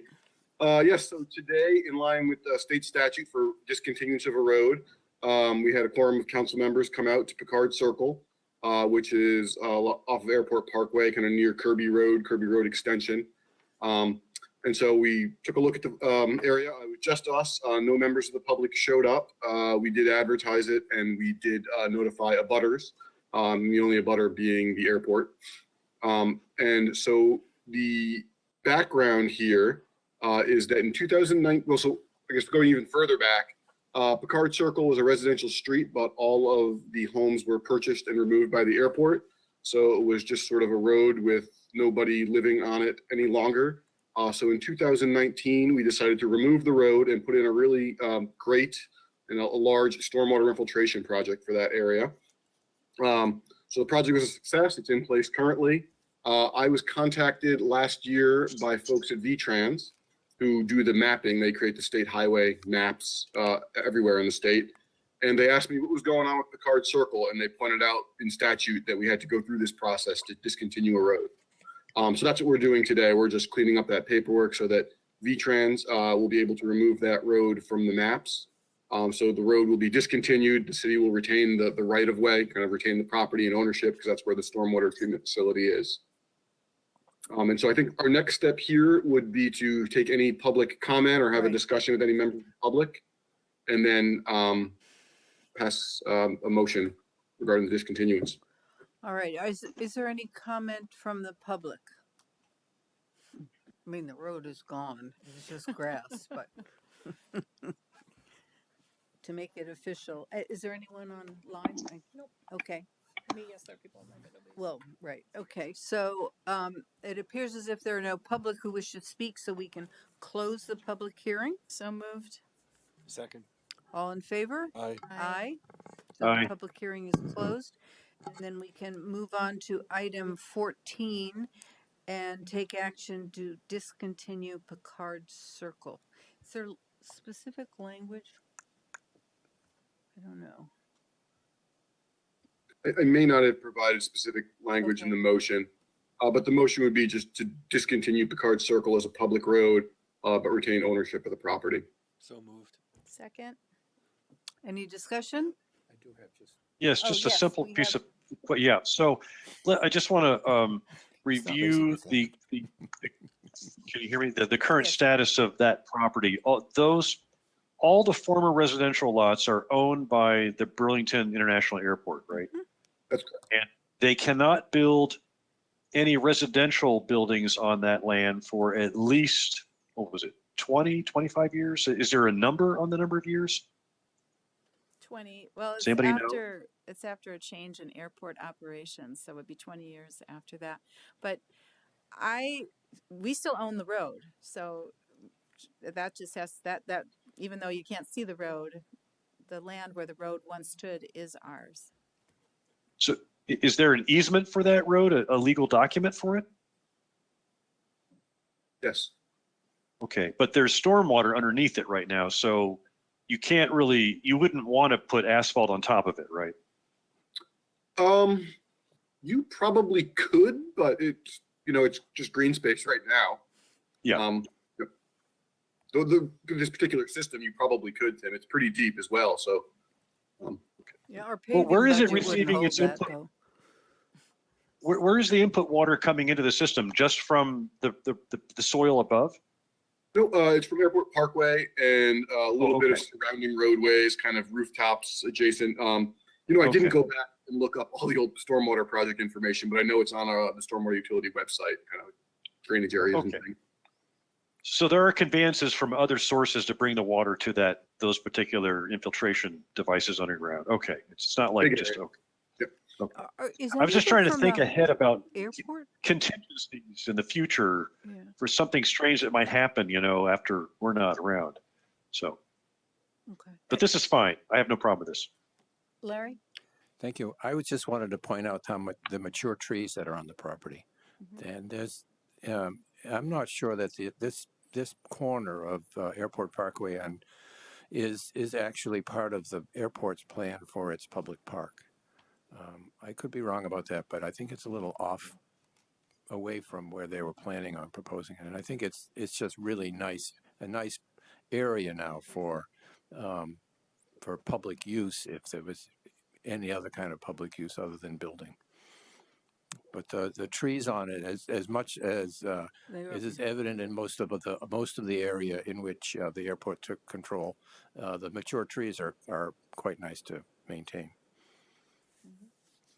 And I think the airport at this point intends to maintain them. I think so. So, all right. So where are we with this?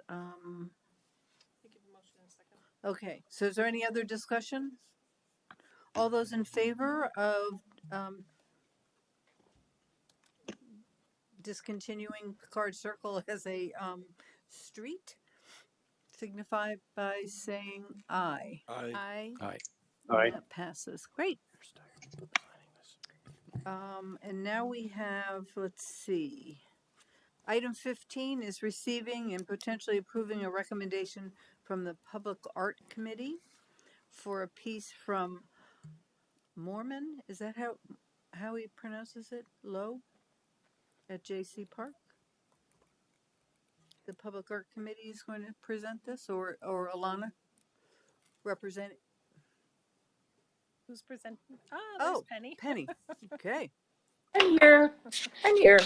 I just didn't choose to stay there and wait because it's snowy out. So That's fine. um, No, and I can't see who's online, so welcome. thank you. Thank you. I think that some of our committee members are as well here, but I can't see who's there either. So I believe John is here and maybe one other member.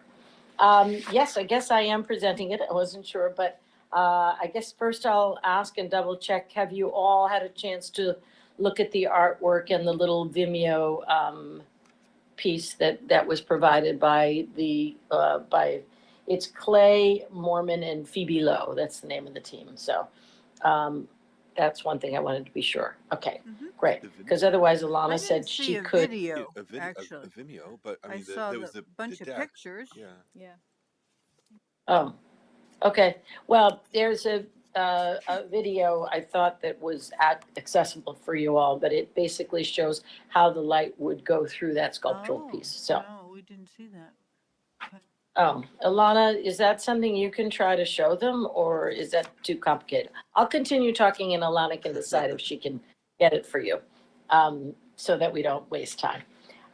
So just a little bit of background. So when we were first formed as a committee, you know, our projects were more restricted to where the TIF districts were. But once we started to ask for money to be held or to be used in your capital improvement plan so that we could start to put public art in other places in the city. And so this really is, I think I can say this is the first piece that we are being able to put forward to recommend to you to be commissioned, and it is outside of the city center area. It is proposed for Jaycee Park. I'm hoping you all know where Jaycee Park is. I had honestly not visited it myself, but it's on Patchen Road, and it's just beyond where the post office is.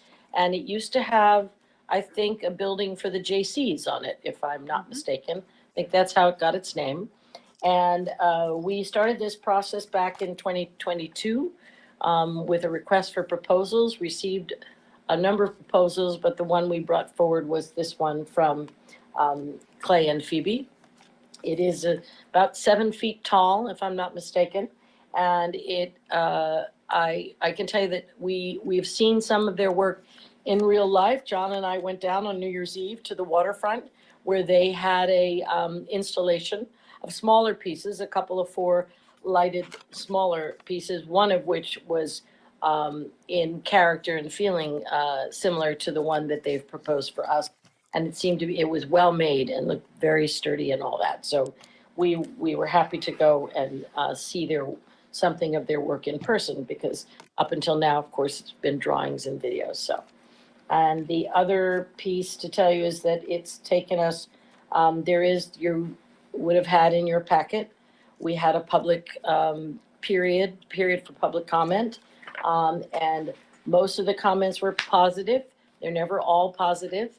But mostly people seem to be enthused and interested in our idea to put a sculpture on that location. So with that, and having saved some of our CIP money, so we're basically need to use about 3 years of CIP funds. They've been accruing them and to be able to afford the project. So let's see, what else can I tell you? Those are the main things. Yeah. I think that's it. Ask questions, but we wanted you to know we did vote on it in December to put this forward to you. It took a while to find a location. I will tell you that part was a bit of a challenge for our committee. Once we committed to the idea of the sculpture and what it would look like, we looked at 2 different locations, and for various reasons, they did not go through. And then we actually were really thrilled when we discovered, oh, what about Jaycee Park? That the area is right in front, nearer to the road, so it will be enjoyed by, you know, pedestrian traffic, car traffic. Hopefully they don't look too long.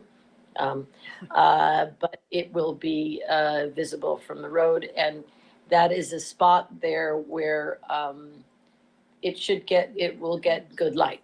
I can't account for the cloudiness of Vermont, though. That we can't do anything about. So. I'm trying to find the picture of Jaycee Park. I was just curious. It wasn't clear to me exactly where it would be. So Alana, you might need to help me here, because so Jaycee, can you do that? I can. If I don't think I. Oh, there we go. Great. It's in the front area of the park. There's a part there. You drive into the park, and there's parking beyond a little white house, little building. I'm not sure what it is, but it's in front of that, and so it's there. You go. So there's a good. See the red arrow? Oops. Right. So it's not So near that's where it the is. swings and. No, the swings are lower in that image. If you look to the bottom of that image, you'll see that is the swings in that area. Oh, okay. And one of the things right, one of the things we have also, this has come up in comments, that it will have an anti-graffiti coating. I know some people have asked about that, so I just wanted you to know that that is part of what's in the budget, and there will be some structural engineering. We'll be working with the city departments about, you know, the structural things, obviously, as well. What else? And Alana, does that mean you could show them the video? Oh, there you go. There we go.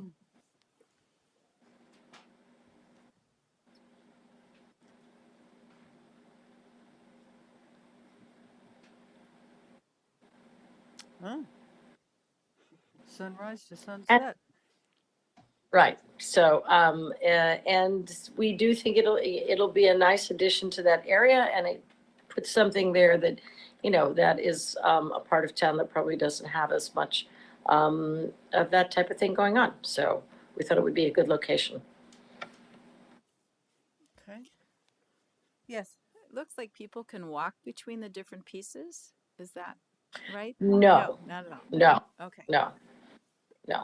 They're close enough to each other, Megan, that they are one unit. Okay. Even a small child, because it looks like they're, if it's 2 feet deep, it looks like there's at least a foot. I guess I can't answer that for sure. Could a child climb? Well, let's put it this way. We wouldn't be surprised if children tried to climb on it. Right. I Let's wouldn't put it that either. So, I mean, but I don't, I don't think there'll be anything that will, you know, sort of like the gooses, they're designed to be climbed on, but the gooses can be climbed on. This is not really designed for that. I don't really know if a child could fit between the spaces. Like you could walk all the way through. No, but I mean, you could No. squeeze in, I guess. a small child. You're, Sorry, I can't, never can figure out which way I'm supposed to move in my video. and the Apologize. artists were opposed to any electric lighting for Oh, it's funny you cloudy should say that. days, or I was just I read all the comments, and some people were in Right. favor of that, and other people were saying that's the last thing I want across the street is all those lights. Right, yes. So it's funny you should say that, because the piece that we saw on New Year's Eve, they specifically were lighted, and they were kind of cool. Yeah. So I think it's one of those things that we would explore for the future, but it wasn't for the initial proposal. So I don't think it's impossible, but I also think electricity, you know, access to electricity in that location might be challenging. So maybe it could be done sometimes. I'm not sure. Alana, do you have any more information than I would on that possibility? Yeah, we did look at that, and currently there isn't electric at that location in the park. So it would be an additional expense and was not included in the budget. So, Penny, you have a far keener eye for art and aesthetics than I do, and I know that in fact. But there were a bunch of folks who said they didn't think this would like fit in with the natural area. And what was your perspective, or the perspective on the other folks on the public art committee to that perspective?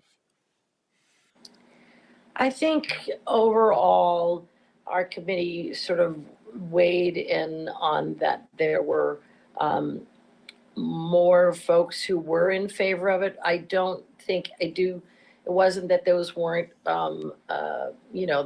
any current comments are warranted. And I think we felt that the bright colors and the modern look of it was part of what made it distinctive and attractive to be in the space. So I don't know if that answers your question well, but to have it in kind of muted tones and other kind of natural tones, we were like, well, then that wouldn't be the piece. So in terms of not fitting within the natural environment, that's a little bit of a tougher one. I mean, it is an art piece, so it is, sometimes that's a little more subjective, but on the whole, the committee felt it would be more positive than negative, I guess is the way to state that. And John, if you are here and wanted to comment, you're welcome to. I can't see, so. Does it have a name? Is the piece titled? And will there be like a little plaque or something that lets the public know? It is not currently titled. It's now just called SB Sculpture. So it is not yet titled. And I would hope that we, yes, indeed, would have a plaque there to say what it is and why it is. I don't know if that's included in the budget, but I certainly think that's something we need to do. And Andrew T, and we've talked about maybe outreaching to some of the neighbors who were less excited, and see if we can help them feel better about the fact that we'd really like to put this there. Yeah. I would like to have it titled, even if the artists call it untitled. Some artists do. But, we can absolutely take care of that. It's just sort of, right. I think Well, it in makes one it of more the of an art piece than just some colored plastic. Well, I will tell you something amusing. In one of the previous budgets, it was called Otis, and we thought, is that its name? So we could check back and see if they intended to call it Otis or whether that was a mistake. But yes, I think that's a great idea. All right. Other comments by the council members? I just want to be sure that children can't get stuck in it. That's the one. But otherwise. Yeah. And I think we can look at that with the placement. Good. Well, and you probably want to say, don't climb on it. I mean, right? I think we want to design it so that if people climb on it, it can support them. Oh, yes. If it's going to be in a park, it should be able to be climbed on. That comment makes me pause. Oh, okay. If we're going to have something that can't be touched, it shouldn't be in a children's park. No. Yeah. So I just want to make sure that it's safe for little people. Yeah. Yes. So the project will be reviewed by a structural engineer, and then the installation will be done with Department of Public Works and Recreation to make sure that it's appropriately placed and is not a hazard. Oh, good. I think it's kind of cool. It looks like a butterfly to me. But I think it looks like sort of like the mountain ranges. Oh. But there you go. Okay. Purple Mountain's Majesty. Yeah. And I do appreciate you reaching out to the neighbors. I think it's, I mean, I don't know sometimes things just grow on you. You know, Yep. people wanted to tear down the Eiffel Tower. You know, what would Paris be without the Eiffel Tower? That's for sure. Okay. So this, we need to vote on this, correct? Approve the money? Is that right? Do we need to vote for this, approve? Yes, there should be a recommendation at the end. I think. Okay. I'm So getting it would to the be end. to approve the commissioning of the piece for Jaycee Park. Okay, so I move we approve the commissioning of the Moorman Low piece for installation in Jaycee Park in coordination with Public Works and Recreation and Parks departments. Second. Is there any further discussion? I just want to say this is a fabulous piece of art, and it's great to have this asset for South Burlington in that park. That park had a dog park for a little while that disappeared, so it's good to put something there that is going to be pleasant to look at, and I think people will enjoy it as time goes on. If they didn't like the idea initially, I think what Megan said is true. They will grow on them, and it has wonderful colors, so I look forward to seeing it. John Kalaki has joined us. Did you want to make any comment? We have a motion on the table. Has it been seconded? Yes. It Yes. was. But we haven't voted on it. So if you wanted to make a comment, please feel free.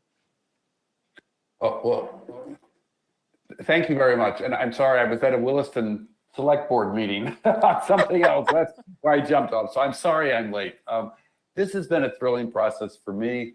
Look, meeting these artists, getting to know their work, seeing the site that we have presenting to you. And I think Penny may have mentioned that we went down New Year's Eve to look at some of the other examples of their work. And it's just stunning public work that is going to bring magnificent color to that part of our town. So I hope the motion goes forward. And it's been a pleasure to work with this committee on this, with these artists. Great. Well, I appreciate your both of your work on the committee. All right. Thank you. Ready for the vote? Yeah. All those in favor signify by saying aye. Aye. Aye. Aye. Aye. It's unanimous. Great. Thank you very much. We look forward to see when And do thank they you for think your they'll have time. it up? Hopefully this Oh, summer. that's a, This summer? Oh, yeah, cool. by this summer. Huh? That'd be great. Yeah, Excellent. great. Thank you. After mud season. After mud season, Yeah, yeah. after yeah. mud season, In exactly. fact, I think it might Thanks. look even cool with snow. Mm-hmm. No? Oh, yes, I agree with you. It'll be beautiful in the winters. Yeah. Yeah. As long as there was some Yeah. sunshine to go with it. Well, we occasionally have sunshine with Occasionally. snow. Haven't had much sunshine this. Occasionally, I yeah. know. Well, you know. Okay. Worst Yeah. solar year ever. Last year. My 2% share of Which- the solar farm generated very little electricity the past month. Yeah. My big worry is about that eclipse next year. There's like 70% chance it'll be cloudy over Vermont. When And everybody there's going to be less gets here. solar produced when that eclipse happens. That's really bad. Yeah. Bad. Bad Those solar- 17 minutes or whatever it is. Okay. Yeah. Moving on Thank to you for your item time. 17. Receive the city pension asset update and the net performance report. I'm wondering, do we want to take just a 5-minute break and they can get set up and we'll be back. 5 minutes. Thank you. Hey, we're like almost half an hour ahead.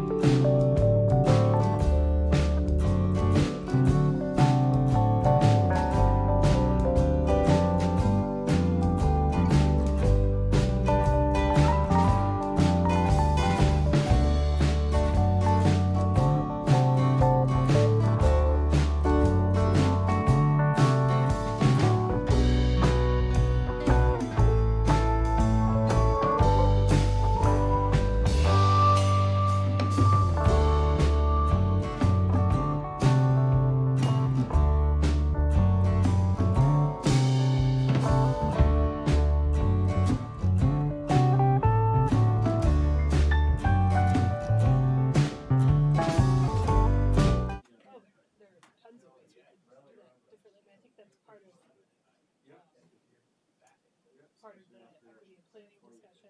That could be part of the neighborhood discussions we had earlier in the year. That could be part of doing kind of a city academy where you teach people about government and have it culminate in a budget conversation. Who would lead that? The Yeah, City that would be Academy. fun. Yeah, who would lead it? I mean, I think I would lead it with Andy, department heads. It becomes a priority for lots of cool things. Yeah. Well, when we were doing the TIF district before the first vote, we had a little dog and pony show. It was You went to the libraries, the school libraries, right? yeah. What was her first name? It was Jennifer. Jennifer, myself, Right. Kevin, and who else? Maybe there was one other person. And we each had our little piece. Yeah. And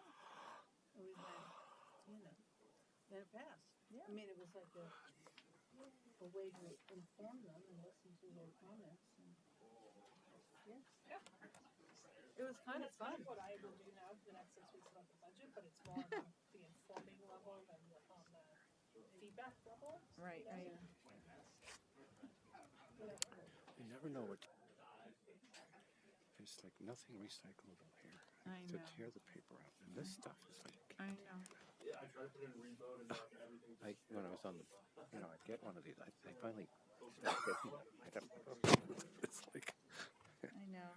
And I've actually Well, just don't throw it out so it doesn't end up in some lake.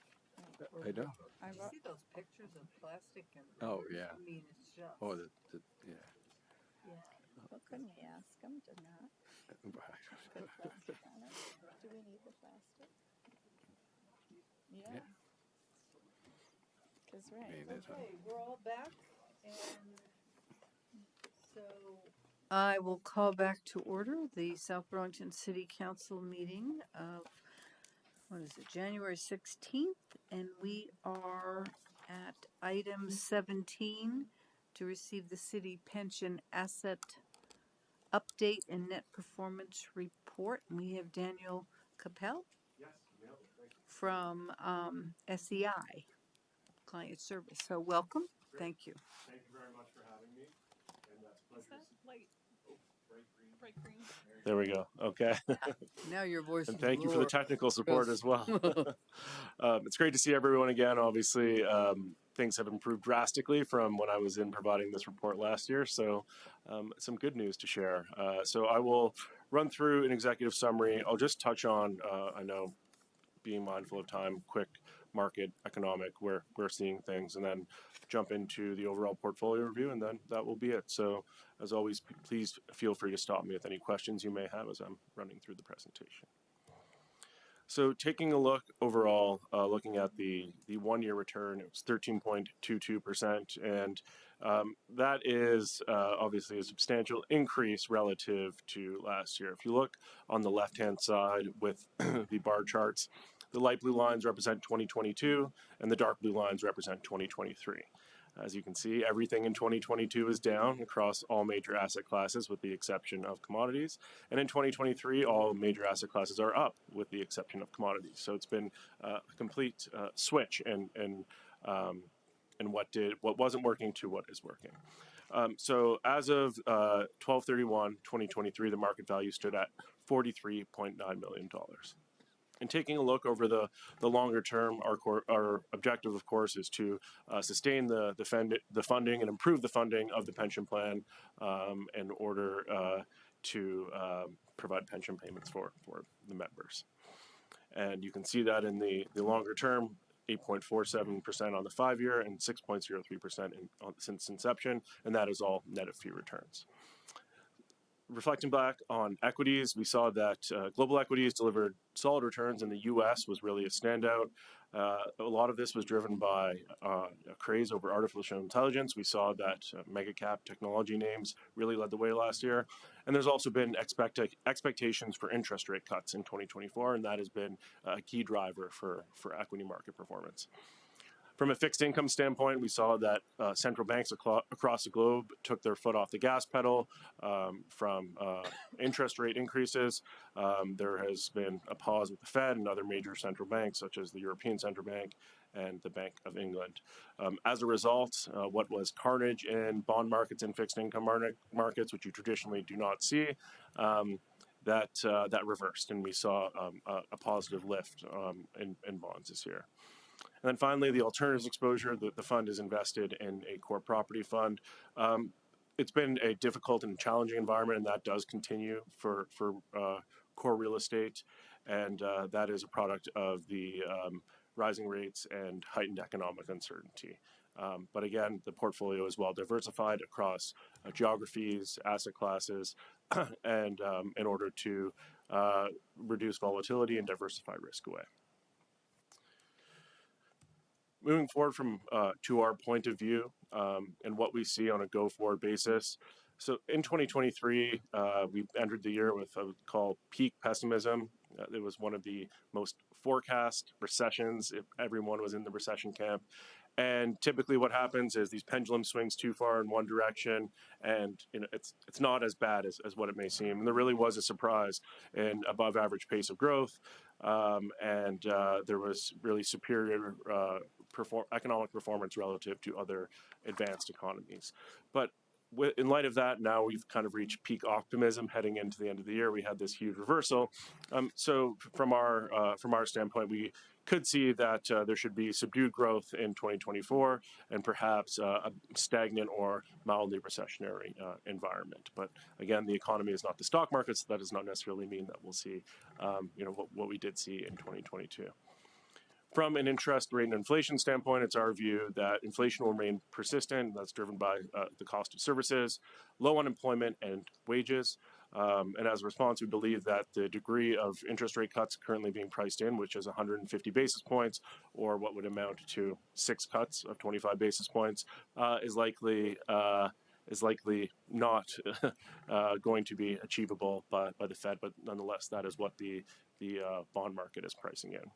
And overall, from a market standpoint, the major driver of equity market returns last year was the Magnificent Seven. So think your mega cap technology companies.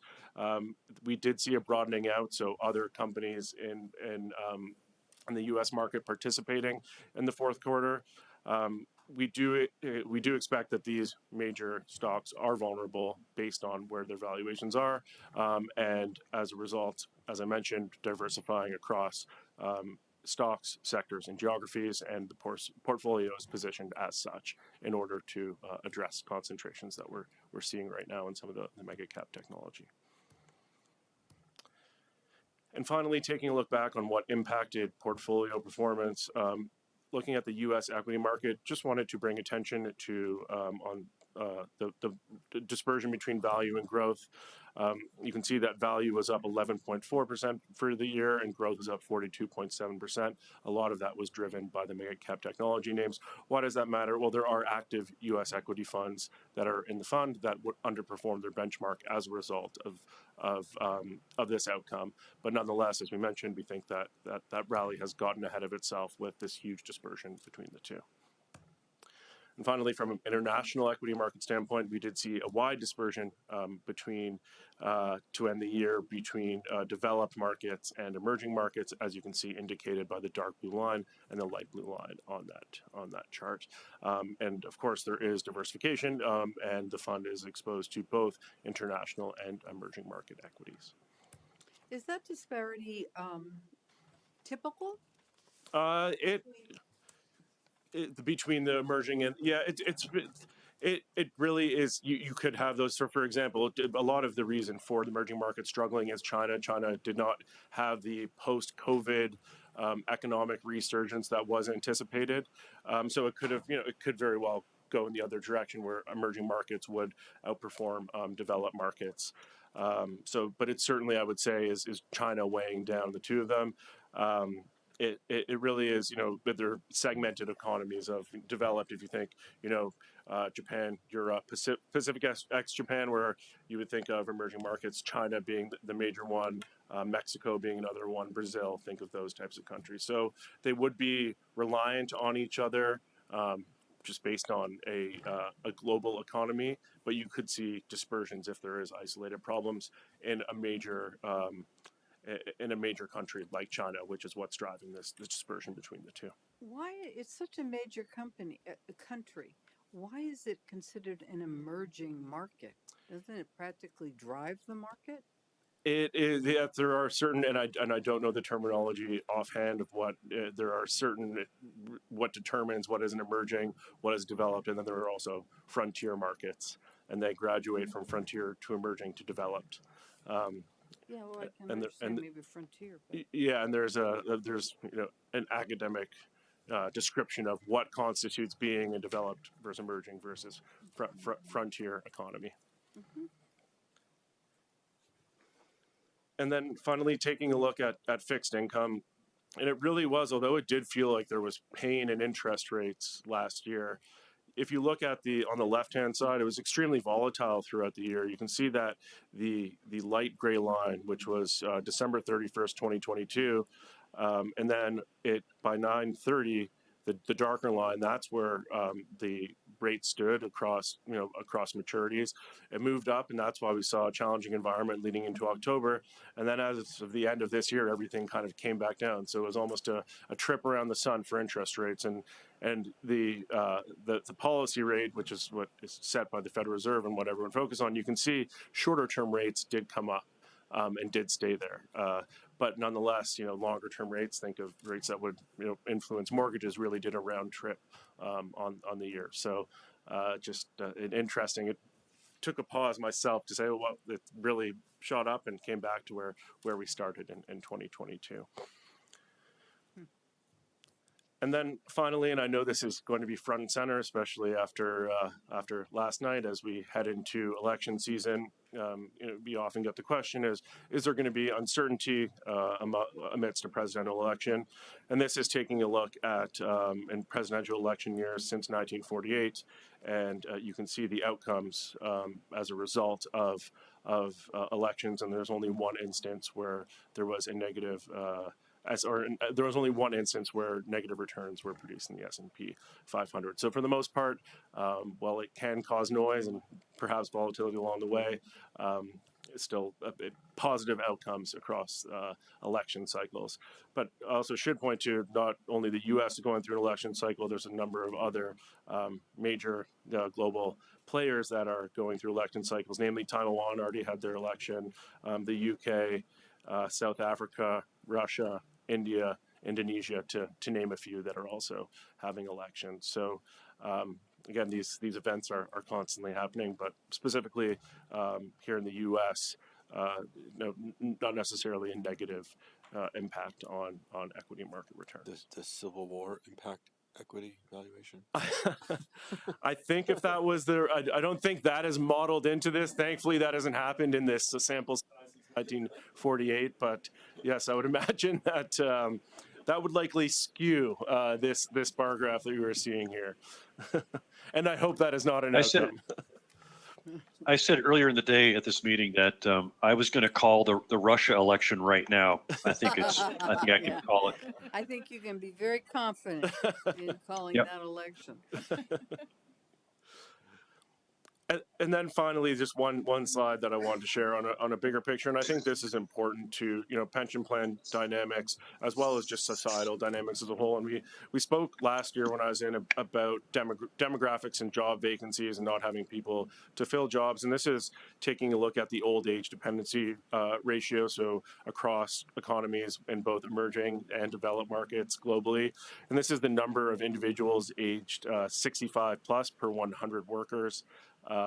Aged 20 to 64. So as you can see, really across the board, moving forward, there is going to be a larger number of individuals per working persons, which obviously impacts anything from tax base, pension contributions, and really those that are working versus those that are have reached the retirement age and may retire. So we believe that although that demographics will limit deceleration and compensation gains and create inflationary pressures moving forward. So just really look on the right-hand side, you can see for example, Japan, Korea, almost 1-to-1 for those numbers projected by 2050. And in China, they're trying to pay women to have children, and it's not going well. It's because it's men paying them. So finally, the good news, bad news. Good news, U.S. economy is relatively healthy, especially versus other major advanced countries. Fiscal policies are quite expansionary still to this point, and risk assets traditionally do well when the Fed begins to cut interest rates, which is what is projected to happen this year. The bad news, as I mentioned, animal spirits or exuberance, investor optimism is running high. Is that what you mean by animal spirits? I couldn't decide whether that was the bull market or yes, the It's irrational self-fulfilling exuberance. prophecy of animal spirits. okay. And they're running high. It would not be surprising to see that we could see a pause here, and all that it would take is weaker than expected growth or the central bank not easing as much as expectations. And we also see that central banks just may not be able to cut interest rates as much as they would like, which could be a problem again for fixed income and equities. And to geopolitical, and we see instances of this. Oil markets could end up in a more difficult place should we see continued stresses in the Middle East, which we have seen picking up, particularly of late. And of course, oil is a major contributor to inflation. So those are the good news and bad news on a go-forward basis. So finally, taking a look at the overall portfolio on a 1 year, the gain for the portfolio was $5.4 million, which more than offset the net cash outflows of $1.4 million, which would be going towards benefit payments, leaving the ending portfolio value, as I mentioned, of $43.9 million. And as overall, looking at the individual investments, there is nothing that stands out as major underperformance of note. As I did mention, looking at the U.S. Equity Factor Allocation Fund, not as much exposure to those Magnificent Seven technology stocks. So we do see some underperformance there, but that is to be expected and does balance the large cap index fund, which does have that exposure. So we, again, our approach is to manage risk and maintain that funded status throughout time. And it's using that balanced approach. And then on the next page, just taking a look at fixed income, it was really a positive contributor for the year after what I mentioned in 22 was one of those very difficult years for fixed income. So overall fixed income, the U.S. aggregate bond index up 5.5% with the that was a stark change. And if you look historically, the 10-year annualized return is 2.41%. So starting to see a lift and benefiting from being a saver. And we see that as positive moving forward for a pension plan. And it would be great to see rates elevated from that standpoint of being compensated in fixed income investments. That is all from me. Happy to address any other questions. I appreciate you having me in here today and to share the results, and happy that they were positive results this time around. Are there any questions? Yeah. I'd love to see, maybe not for this presentation, but next time that you're before us, a breakout of the fees. Yep. So, both the fees at your level and like embedded fees at any fund level, just so we can see gross fees net. Yep. Yes, of course. Yeah, we can show. You can see it here with the on the 1 year number. That would be a full cycle, and I can show you the actual breakdown and what the pricing looks like for the fund. But you can see the returns that I stated at the beginning of the presentation were all you said they were net of fees. So you can see there 72 basis points would be the fee. So the return to the net return 72 basis points. So on this, I'm sorry, on page 15. Sorry, I'm on page 15. Correct. On page 15, the fees are which line? If you look at the total portfolio return relative to the net return, I can give an outright breakdown though, displaying of how the fees are allocated. What? Hey, Andrew. I see total pro return and then net, so that the difference, right? The And does that include kind of like embedded fees at the fund level? Great. Yeah, that's a great question. So the way that the fee structure does work is there's two components. There's the in sub-advisor fees, so showing you this comprehensive list here. The way that it works, or in the investment program that the pension fund is currently using, there's SEI, and we work on the overall asset mix and designing an asset mix that meets the liabilities of the fund, and we do that by hiring sub-advisors in these various asset classes. So fees go to them and as well. So there's two fees. It'd be great to see kind of like the total fees that are paid versus the total gross return. Yeah, I can certainly give you that breakdown of typically would be what the fee is that goes to SEI for managing the program, which is outsourced to us, and then there's the underlying manager fees as well. Thanks. And then we are also the custodian for the funds as well, which we also look after. So there's a number of different components to. Yeah. Thank you. Hey, Andrew, if you didn't know, SEI supplies a turnkey solution for the whole pension system. So from managing the assets all the way to cutting checks to the people who have retired, if you didn't know. Oh, I didn't. So this fee is not just for investment management. This is the whole operational structure. Correct. When we say outsource, it's the whole fund.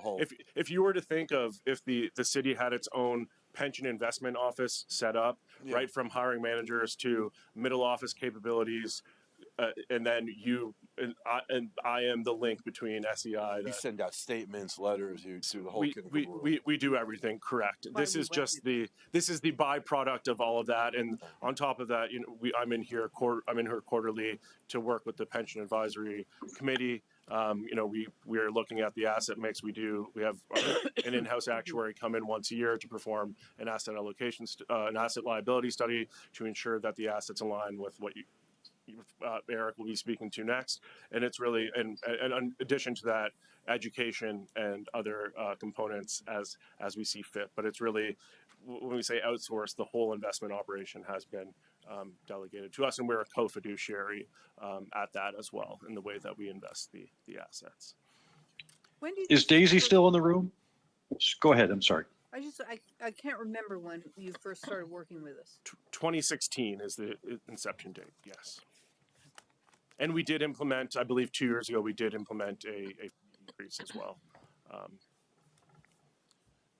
Okay. Quick Any question. other questions? Yes, Larry. So Dan, as I recall, this is a closed fund. There aren't any new members joining. That would be. I'm sure the actuary will cover that in the next part. But yes, it's closed to new entrants, but there are still benefits being accrued. Right. But in terms of that aspect of it being that, is there an investing design that you include because of that? Yeah, that's a great question. So what we did earlier this year actually is we had when our actuary was in. So there's the asset side, the liability side. Our actuary focuses on the asset side. He was in, and we actually did an education session on the life cycle of a pension fund and what does it look like as you get closer to fully funded status, and ultimately the fund will terminate at some point down the road, much further down the road, and it's how do you de-risk the plan moving forward as these milestones are reached, and we shared some insight into that. As of right now, you still need investment returns in order to sustain the funded status, and that is for the foreseeable future would still be required. But as we hit certain milestones, we would definitely, and as the plan evolves and reaches, as entrants, as entrants are no longer receiving benefit payments, then you would de-risk the plan, and eventually it would wind up. But it is something that we're in dialogue with, and I'm sure we will, be that education piece will be a constant theme as we move forward with the asset mix. Tim, do you have anything you want to add at this point? No, just that we live in a complex world right now. I mean, it's always complex. Every quarter that Dan shows up, I go, but what about what about Gaza? What about Russia? What about Ukraine? What about pandemic? What about, they just like, they come in waves, and, you just kind of hope for that sort of like placid, happy production, happy consumption, happy trade, happy energy, matching across the globe. But there's just too much cross current going on. And so that's what causes these imbalances and ends up adjusting these performances and these assets. And, it's just human behavior, I guess, But like you said, the economy is not the market and vice versa. So we were lucky last year, and I hope that we continue to be lucky. But, there are times when things that don't go well. The only bright spot is it is an election year, and it looks like the average return on that was at least 6%, except for we won't have the possibility of an incumbent Republican losing, I guess, right? That's true. That removes the only negative period in Well, this. it depends how you Well, that's true, because if he really won the last election, yeah, it's, Anyway. But he didn't lose. Exactly. So, there's the challenge, isn't it? We got two. Both winners. Okay. Thank you very much. Thank you very much for having me, and look forward to seeing you all again next year with hopefully more good news as well. No. Thanks, Dan. What happened to them? Okay. Eric Shape, you're going to do the city pension actuarial update. This is the stuff that keeps you going.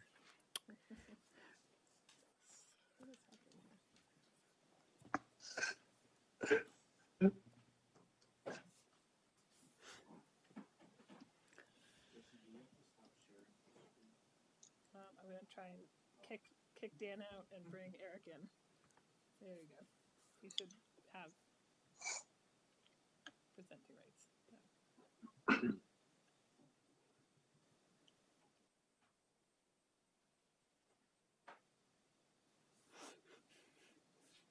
Yeah.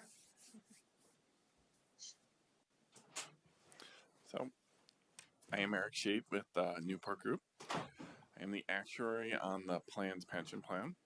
And so what we're going to do is we're going to talk a little bit more on the liability side of the plan, and just give you an update on how that goes over time. And I'm going to try and go through it quickly so that we don't have to go through all of the boring points. But I'm just going to start giving you an overview that each year we do an actuarial evaluation. We update it for census updates each year. And when we go through this, we're going to have two different liability measures we're going to look at. One's called the unit credit, one's entry age normal. I won't go into them too much, but just know there's two different liabilities we'll review. One looks at just the current value, and one incorporates future compensation increases and future service to try and fund to what you're ultimately going to be paying in the future. So it's more forward-looking funding policy for the plan to get to a point of being sustainable over time. And just graphically, when we look at it, the entry age normal will be higher in the short term, but they will end up in the same place.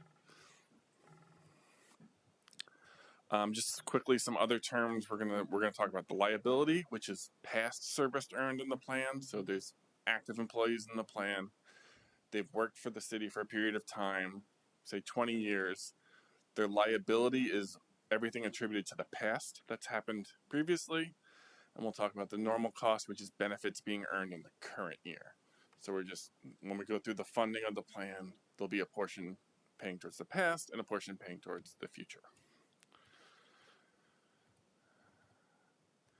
And then just in general, there's a funding policy for the pension plan. And what it is we'll take that liability, compare it to the assets, get your unfunded liability. The first part will be an amortization payment paying down that unfunded liability. There'll be a part for the payment of the current year benefits being earned on the normal cost, and then there'll be a little interest to the payment date, and not included in what your contribution will be, but employees also paying into the plan each year. And it's worth noting, it got brought up earlier, that as of July 1, 2019, no new participants will go into the plan. So over time, the active population will decrease because no one new is going in. And when that happened, the city modified the funding policy to decrease the period on the amortization of the unfunded.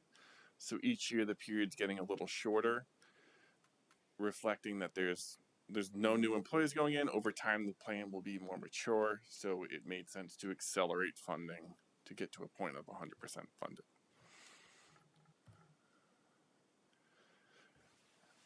So as of July 1, 2023, we were at a 16-year period on the amortization, and the total contribution for the city to the plan was $1,183,000.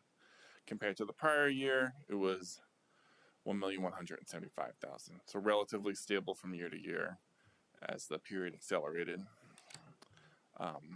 There's not much variation year to year on the contribution because it takes a lot of smoothing aspects into account. There's a smooth asset value that goes into it, and we'll review that in a little bit. Just graphically, that $1,183,000, about $465,000 is the new benefits being earned. $626,000 is payment towards the unfunded liability, just to pay that down, and then there's a little bit for interest in there.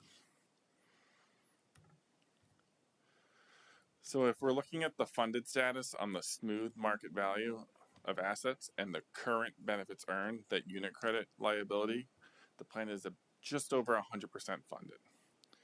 If you look at it with that smooth value with the more conservative entry age liability, it's about 87.6% funded. Same two values, but comparing it to the unsmooth assets, just for reference, you have 97, 98% on the unit credit and 85.23 on the entry age normal. And that 85.23 is the number you will see if you were to compare to another city or state's financial reporting. So that's the more standardized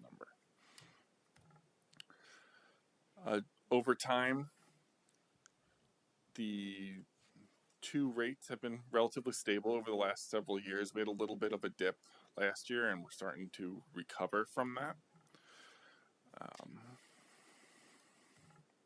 But comparing to other plans, you are 85.23% funded. On the same date, the average public plan was about 77% funded. Average for Vermont or average for the country? For country. Oh, okay. National level. Beamer's was 74. The state teachers, 57. Burlington was 80. That's a little bit older of a number. And St. Albans about 55. So just comparatively overall, your plan is well funded compared to pretty much everyone else. And you do have a good funding policy that I think that accelerating of the amortization period will keep you funded and work towards a point where when everyone's retired, plan will be 100% funded and you don't have to worry about it as much. There are a lot of assumptions that go into the liabilities each year.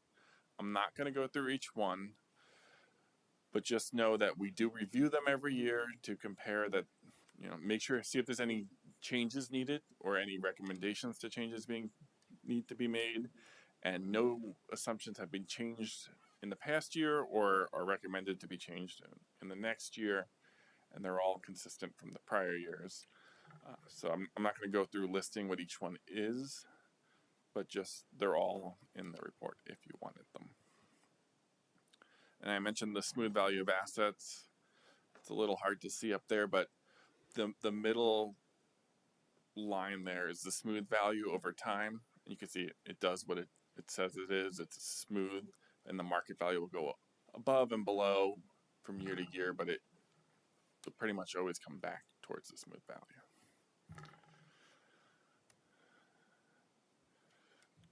Just rough asset information. I know you've seen the actual numbers more in depth, but generally over the last several years, the 3 and the 10-year, your actual returns have been at or above the assumed return in the plan of 7.25%.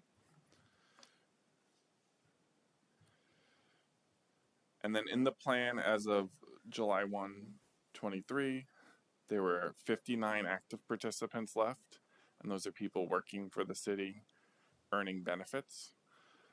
There were 54 deferred participants. Those are people that earn benefits but don't work here anymore. They have a benefit to get in the future, they're just not getting paid it yet.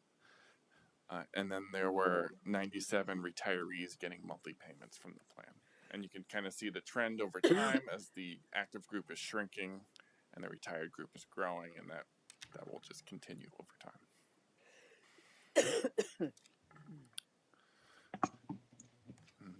That is all I have on the plan, unless there's questions. Questions? We are funding at the level.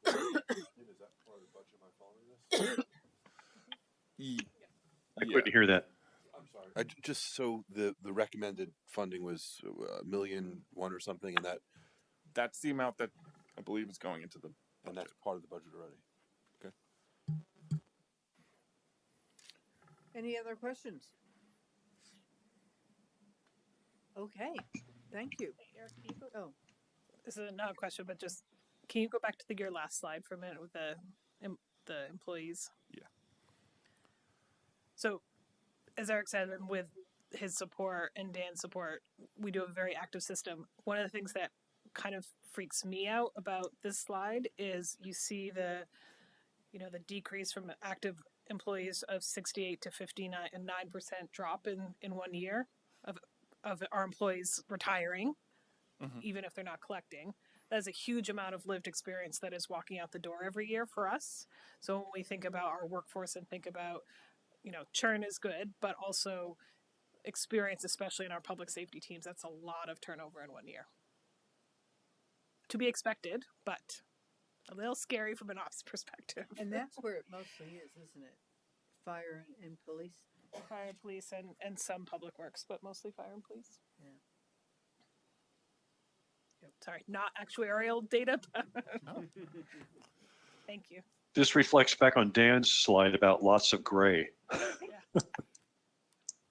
Gray hair or? Well, that's what it was about, yeah. That is what it's about. Yeah. Okay, thank you very much. Thank you for having me. Thanks.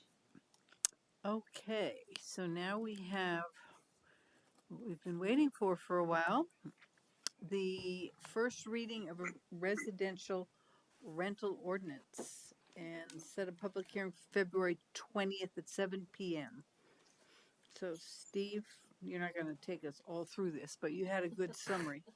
Yes. I thought, So this is, I just look back, this is the 6th time this item has been before Yes. you. And so last week, just to make sure we captured everything, I did rewatch the last meeting to make sure that we addressed everything. Although while we talked about a lot of things at the last meeting, there was no real changes requested from you. So this now is in official, Colin was able to put it in official ordinance format, and it does set in motion really the request that you then schedule the public hearing. This could be considered the first reading and set the public hearing for February 20th, 7 p.m. and then we have to have a second public hearing. No? No, you can go, I'll defer to Colin, but I think do you can it adopt before it. I leave? Yeah, that'd be great. So Megan and I can vote on this. Potentially. So you could adopt it that evening if there's no changes. Okay. Or actually, I think we could even make changes that evening then. You're done. If we made changes done. that evening, we'd have to rewarn it and have Okay. another hearing. Okay. So is there more information anyone want? People have any questions? Where are we in terms of funding the build out and the Sure. So that would come back to you as another conversation. So what this does is set fees that we believe would allow us to using some borrowing a fund balance would allow us to do the addition of the fire station. All of that is going to take time. So without using ARPA? It would. The proposal was to use 500,000 of one-time monies to whether that's ARPA or fund balance, in addition to a loan against the fund balance. That would be a decision you would have to make at some time in the future. We'd bring that back to you once we had solid construction costs and a solid plan. What this allows us to do by moving in this fashion is to set this in motion for an April 1, 2024, where we would start collecting fees while we're still getting stood up. So we would be operating the first year, and I'm going to call it hot desking, a way in which we would not have the space built out. Let me just ask, does it make sense, given that it's possible we would change the fee schedule off the back of a conversation like that, to put the fees in a resolution that is more nimble, that could be changed more nimbly than in the ordinance itself? I particularly love that. I've never been a big fan of having fees and ordinances in general, just for that reason. But I guess I would defer to you and to Colin. Colin, do you have any comment on that, Colin? No, it's certainly something we could change, and I think a lot of our ordinances do have fee structures that are set by resolution. Refer not only fee structures but our speed limits, our stop signs, Sure. Water, wastewater, sewer rates, all are set by resolution, so they can be more adaptable as time goes on. Well, I would be supportive of that. Yeah. I guess the question is, would that change us? If we change that now, does that change us from having the ability to have the public hearing on the 20th of February?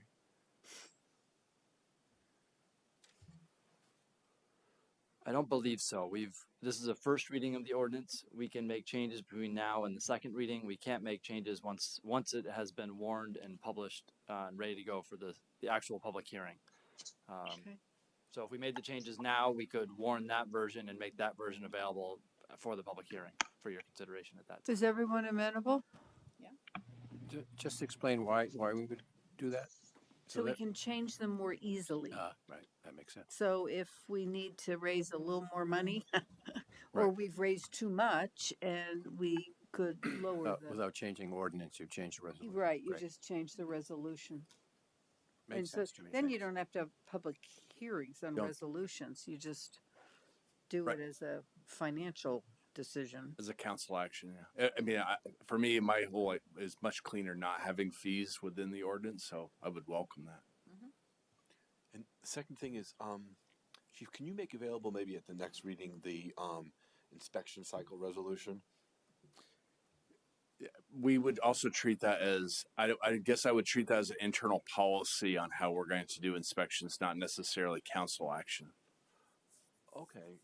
I mean, I was personally interested in it because it kind of drives staffing a little bit and, cadence. And so I hear you, but maybe no action. But I mean, I was interested in it. Just want to see it? Certainly have no problem sharing it for informational purposes. I would prefer it not be included in an ordinance or as a resolution. Yeah. Just in case there are things that we want. Just for information and And the public would feedback. want to know what the process or the schedule might be. And just so I can clarify when putting this together, so we're talking about section 4 of the proposed ordinance, which is registration fees. Registration fees would still be due on April 1st. Just the amounts would be set up by resolution. Yes. Set forth in resolution.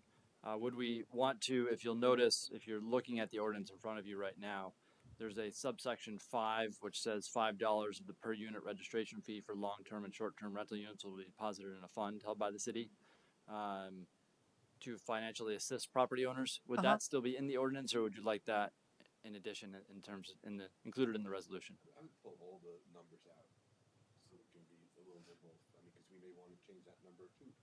Is your mic on? I would personally pull all the numbers out into a resolution. But you would want language that says that we will collect a certain amount of money for this purpose. As set out in the resolution. Fees will be set by the resolution. Right. Yeah. So all of sub 4 or section 4 will be a resolution then, With the exception of the date. with the exception of 4A. Yep, that Yeah, it's paid okay. and a certain amount of this to determine by you in resolution will be set aside to help assist residents. Yeah, I think that's good policy to keep in the ordinance. And I would propose if we can bringing a resolution to you that at least with at this rate of fees this same evening, so that on February 20th, so that we can move forward Yes. with the process. But if we decide by June or July that construction costs are going to be more or less and we need to amend those, Right. we could do that I at would, that point. yes, I think that would make a lot of sense. That would speed it along and get it in place sooner rather than later. Yep. Okay. Yep. Kellen, quick question. Yes. Steve, will the first year include staffing up? That is certainly our goal. Yeah. So you don't have dedicated staff now for this? I don't. So you would No. have, Yeah, we in would addition move, to a building, you'll need staff. Yes. Yeah. We will move quickly after the 20th. I guess 30 days after that. Okay. I have a question. Yes. So, Stephen, if we pass the resolution and the the whole package on February 20th, what is the next step where you would expect people to identify themselves, and or how would you proactively identify them?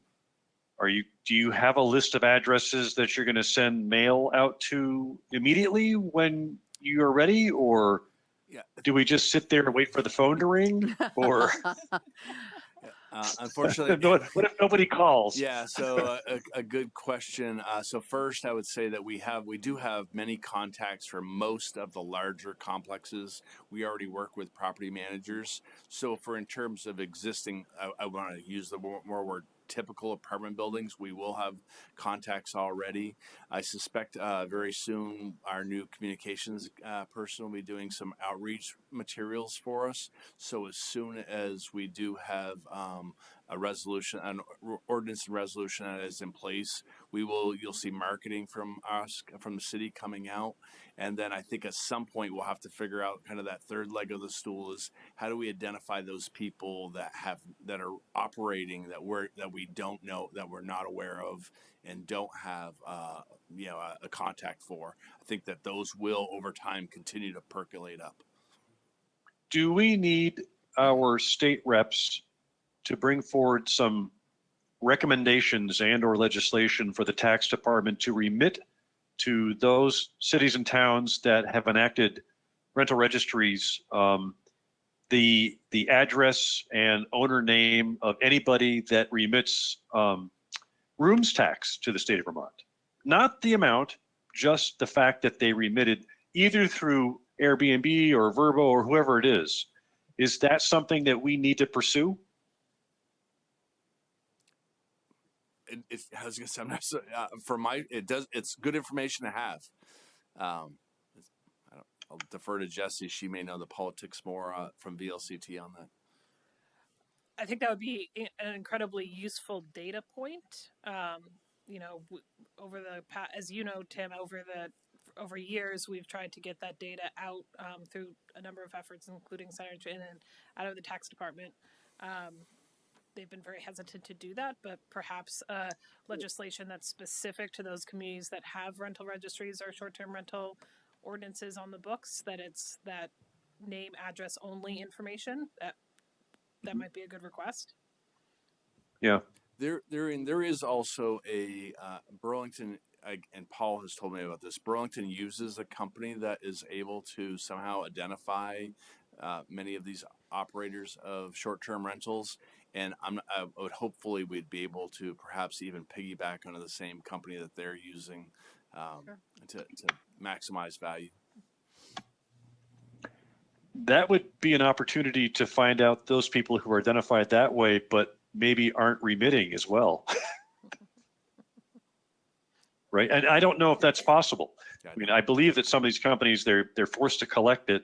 I don't know what those details are because, you know, I don't do that. So, but, you know, it's really, I can't imagine the job the IRS has, especially when Congress wants to pull another $10 billion away from their ability to make sure people are paying their fair taxes, right? And so this is sort of secondary to that, right? Which is, you know, we want to know if people are operating a short-term rental or not.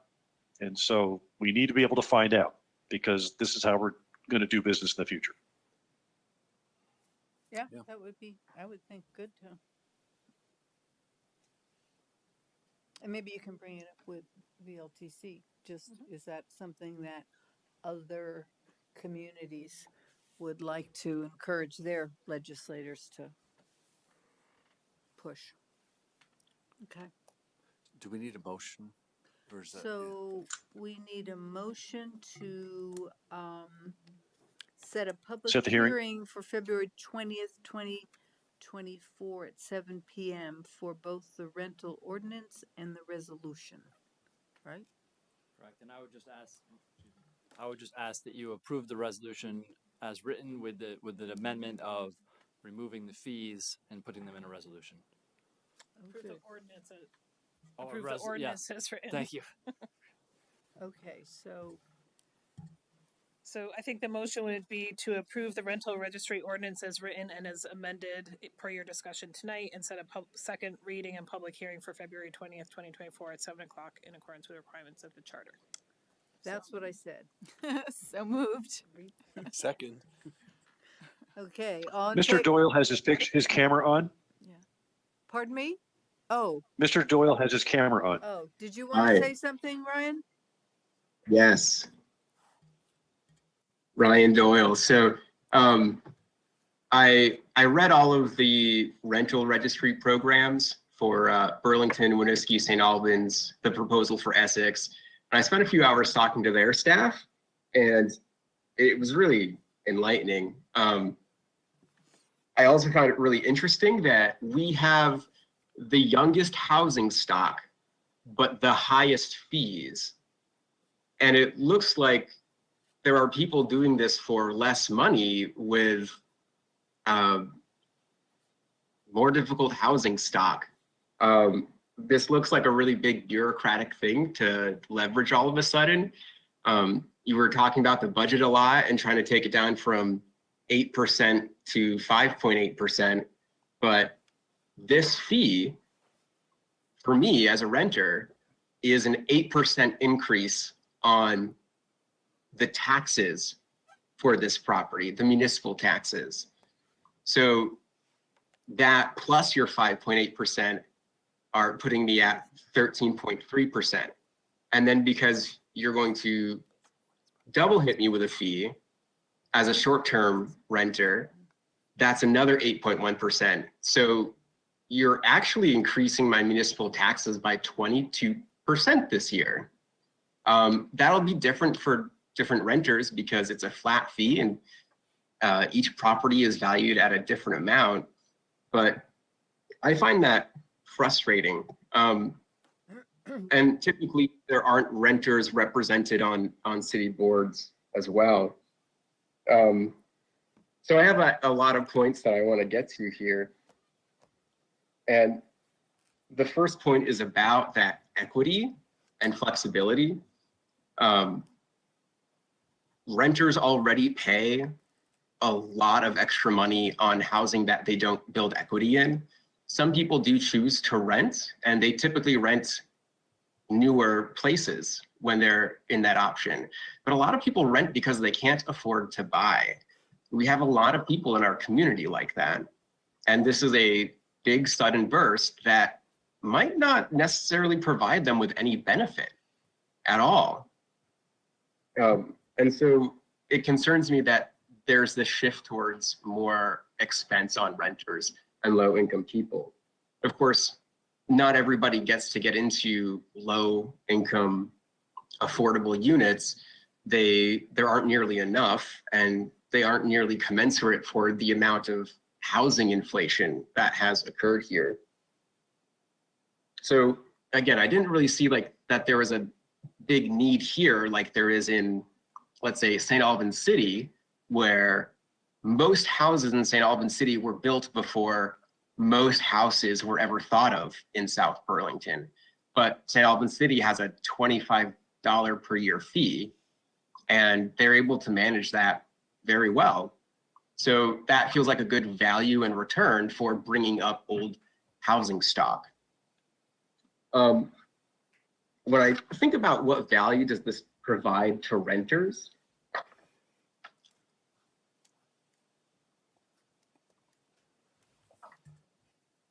a lot of papers here. There are a lot of requirements for short-term rental hosts that I'm not sure they're required for landlords. So if we look at page 10, 5G, it says, registrant shall provide guests written documentation of the following information. There's a, phone, name, email, etc., city fire marshal contact, written instructions for how to use a fire extinguisher, emergency shut off for heating systems and fuel burning appliances. Is that a requirement for landlords to provide tenants with as well? That is a real question directed towards staff. I'm not quite certain of that, but I think the issue here is with short-term rentals with such a high turnover, there's not where people ever get a familiarity with their units. And I suspect that was the reasoning for the inclusion. So a lot of renters I would agree, Ryan. tend to be younger. Sorry, Ryan. I was just responding to your question. This is Colin McNeil. You're reading from the requirements of short-term rental units, the section that is applicable only to short-term rental units, not to longer-term tenants and rental units. Yes, that's my point. So as a renter, renters tend to be younger. They tend to have less wealth and are likely to have less experience with appliances. And so if there's an assumption that they'll just become familiar with emergency shutoffs at some point, I think that's a bit naive. And I'm wondering why that's not required of landlords to help tenants be safer, because that was a big thing highlighted at the top of this is about safety. And we can add to that. What about recycling, garbage, and compost information? I don't think landlords provide that, and people move from different towns or different places and have very different rules.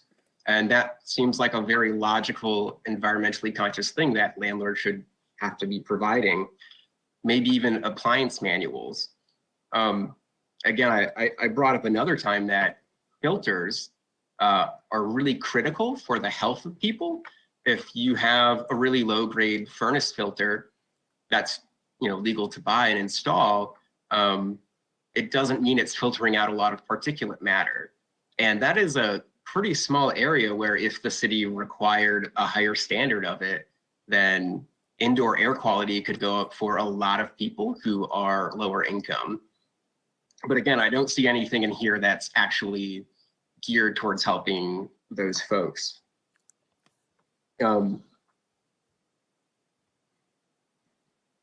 So again, this is more expensive than our peer municipalities with much older housing stock than we have. And so I come back to this concept of regionalization. Burlington is able to provide this at a lower cost, and they seem to have a really robust policy and have more included and more benefits. So it feels very much like a why am I paying more for less kind of a thing.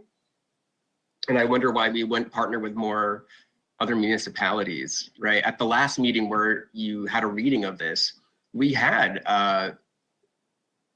CCRPC here talking about the need to do more regionalized things in the future. That is one way we can save money long-term and not be pushing costs onto our less affluent residents. And the other thing is, this looks intentionally more challenging, harsh, and punitive than necessary. I mean, a 2-day turnaround for communication and to provide a bunch of documents.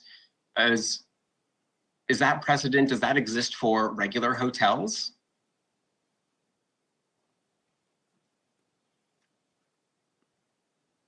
Staff? I don't manage any hotels. I'm not sure. Yeah. So that's weird. Can the city go into like any business and demand information about their clients or how often they have clients? That's, I don't know. I think that's kind of weird to me. And again, I didn't see that with places like Burlington in their stuff. Also the notarization, that's just adding complexity for no reason. Nobody else has that, right? You can register to vote online in Vermont, right? You can use your homestead declaration, I think can be done online now. And you're asking for a step above and beyond that is just cumbersome for no real proof generating. I think the homestead was one of the options. And notarized documents from the city.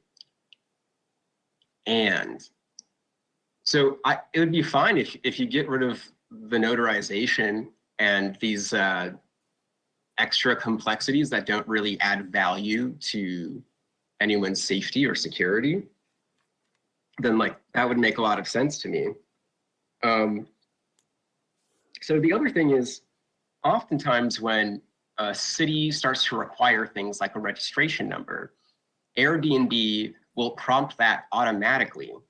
So if somebody goes on vacation once or twice a year and wants to put their house on Airbnb while they're gone, what if they can't register with Airbnb without already having paid you to get a registration number if they're only going to do it for 7 days?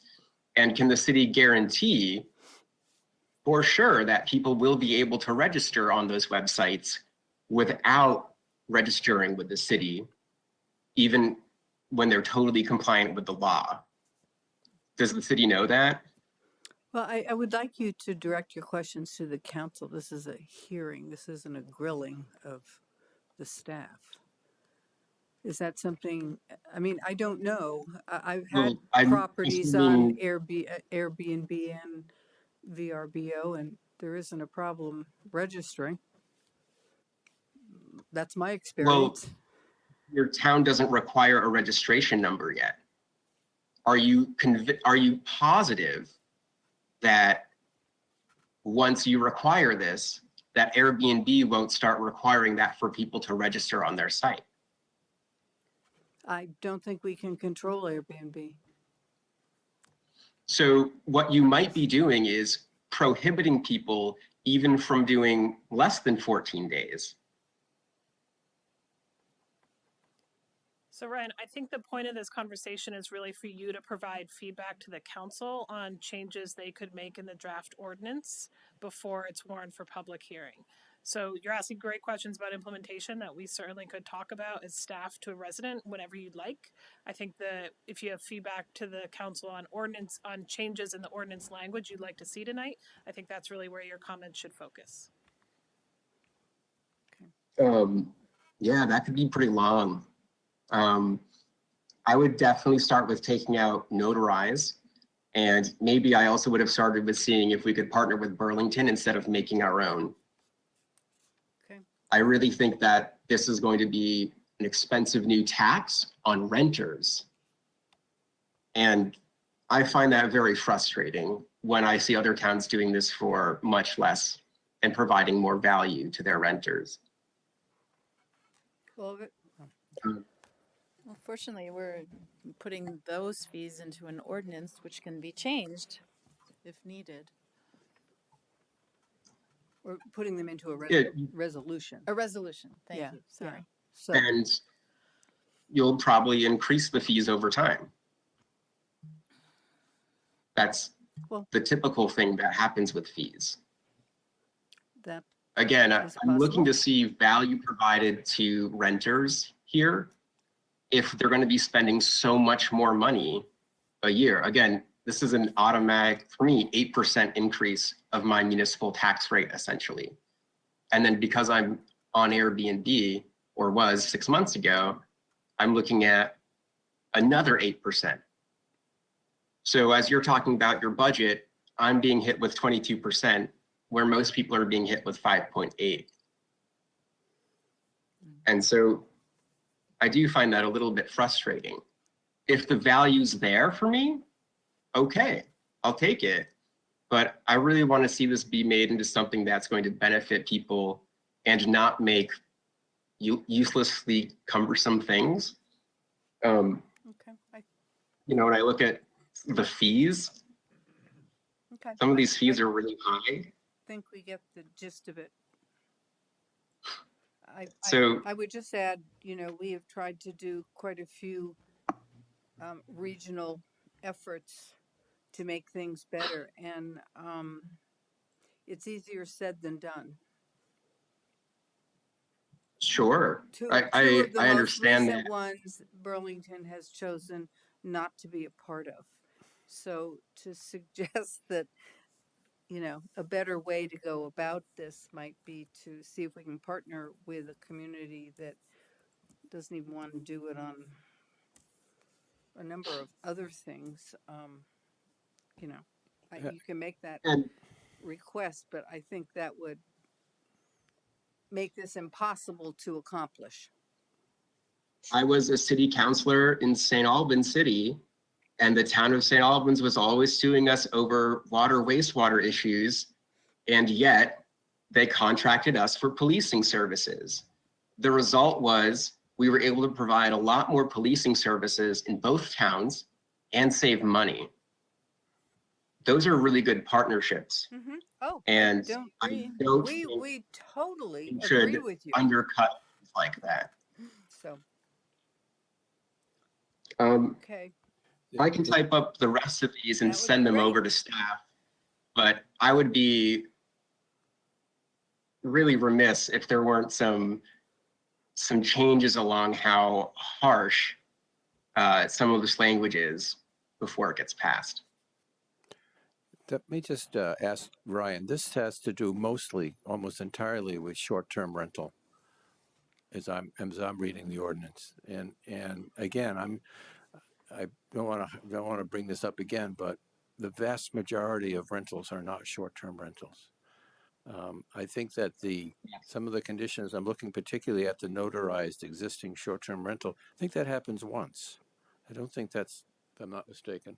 And it may be too, and I just have to. I did not familiar myself with that particular provision for tonight. It may be to notarize that you are operating an existing short-term rental on or before April 1 of 2024, so that you can continue for the next 4 years. Because if you don't do that, then those people who are operating an existing short-term rental, which really means a non-owner occupied dwelling, is that what that could be what that's referring to? I think so. I think it is, yeah.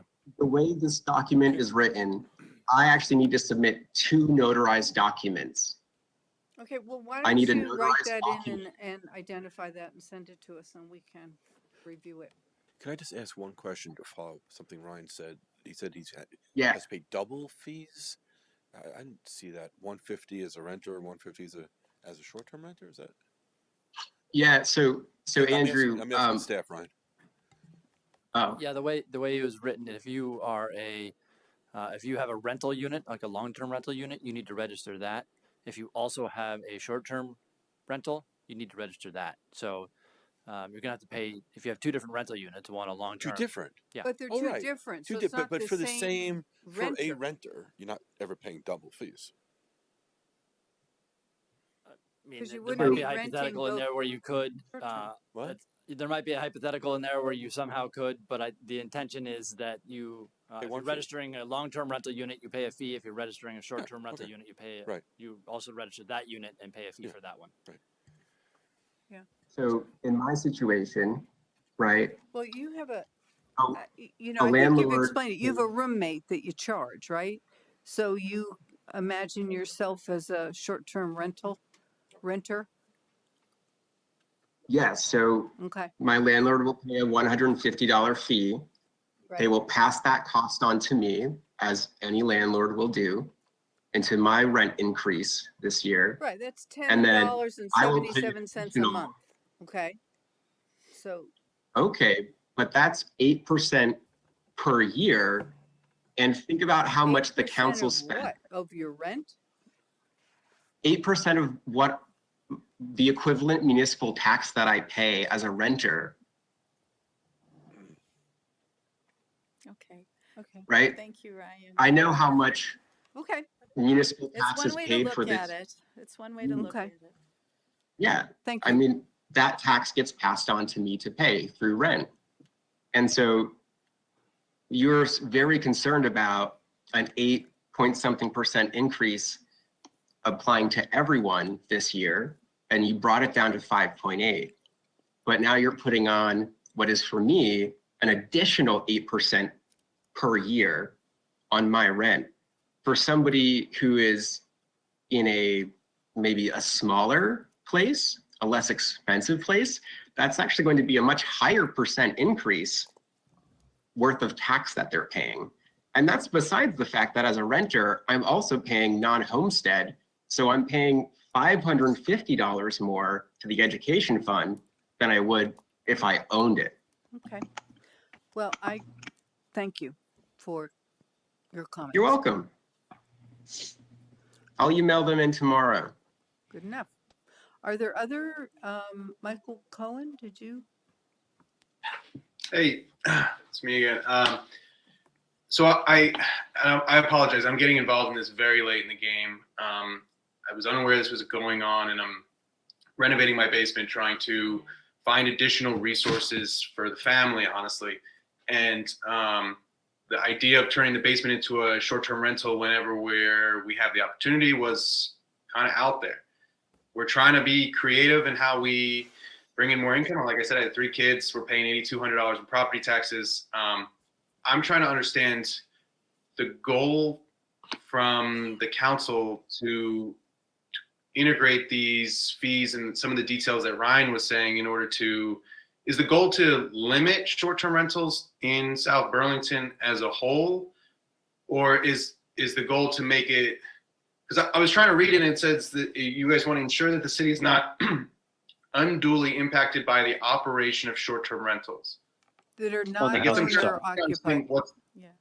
Yours is Yeah, owner not occupied. owner Yours would occupied. be owner occupied, and that's a very different situation. What we're focusing on 2 things. One is to try to make sure that the life safety portions of an apartment anywhere are up to code. That people are in a safe place when they rent that, and the way most municipalities seem to do that is one, you have requirements when it's a new build and you inspect that so that the wiring and all those things are up to snuff. And then to continue to make sure that it doesn't fall in disrepair, you can have a program that will review that on a set period of time so that you know that the apartments or the rentals or the housing is being maintained. The other piece of this was trying to find a pathway to end the non-owner occupied Airbnb short-term rentals, which we're doing 2 things, having negative impacts on some neighborhoods because it was changing the tenor of the neighborhood and people were using the house as a party, as a loud noise, too many dogs, too many cars, too many people for just a short term, like a week or a long weekend or a big graduation party. And so we were trying to find a way to start to limit that and eventually get rid of them because there's this housing shortage nationwide, but it's in Vermont as well. And many of those homes are the perfect kind of home for a family to rent or own. And so that's the purpose. In terms of what it sounds like you want to do, if it's an owner occupied short-term rental, you will be able to do that because presumably you'll be there. It won't be loud parties and, 10 more people than the place can accommodate, and on and on and on. So that is the. And Michael, also this registry, if you go through that process where you wanted to do something with your basement, the inspector would be able to inform you that you have to have egress windows that are large enough for a person to be able to get out of your basement, without having to struggle. If you have interconnected hardwired smoke detectors throughout the entire house, so that if any room is on fire, all of them go off, and they have battery backup as well. And if there are any other code violations that would impact somebody's safety there, right? And I'd love, I don't want to belabor the point, but my son rented a college house in South Burlington for a year, and the conditions there were quite despicable. And there was nothing that he or I could do. I wasn't on the lease, and I didn't want to impact his ability to rent there, but there was nothing he could do because there was nobody he could complain to. In Burlington, it's entirely the opposite case, right? They try to inspect every 3 to 4 or 5 years. Yeah. And they're the ones that edicted that that older housing stock had to have hardwired interconnected smoke detectors, and they save lives, especially with a carbon monoxide detector as well. So those are the types of things. And then you start to get into lead paint. If the building was built before 1978, what actions have been taken to try and mitigate, any possibility of lead poisoning or lead paint. So these are all these things that you cannot get your hands around as a city unless you enact this registry, and then you have inspections and you have enforcement. And along with that comes a fee to make the system self, funded. And at the same time, as Helen said, we're trying to have a positive effect on the shortage of long-term rental housing in the city. Okay.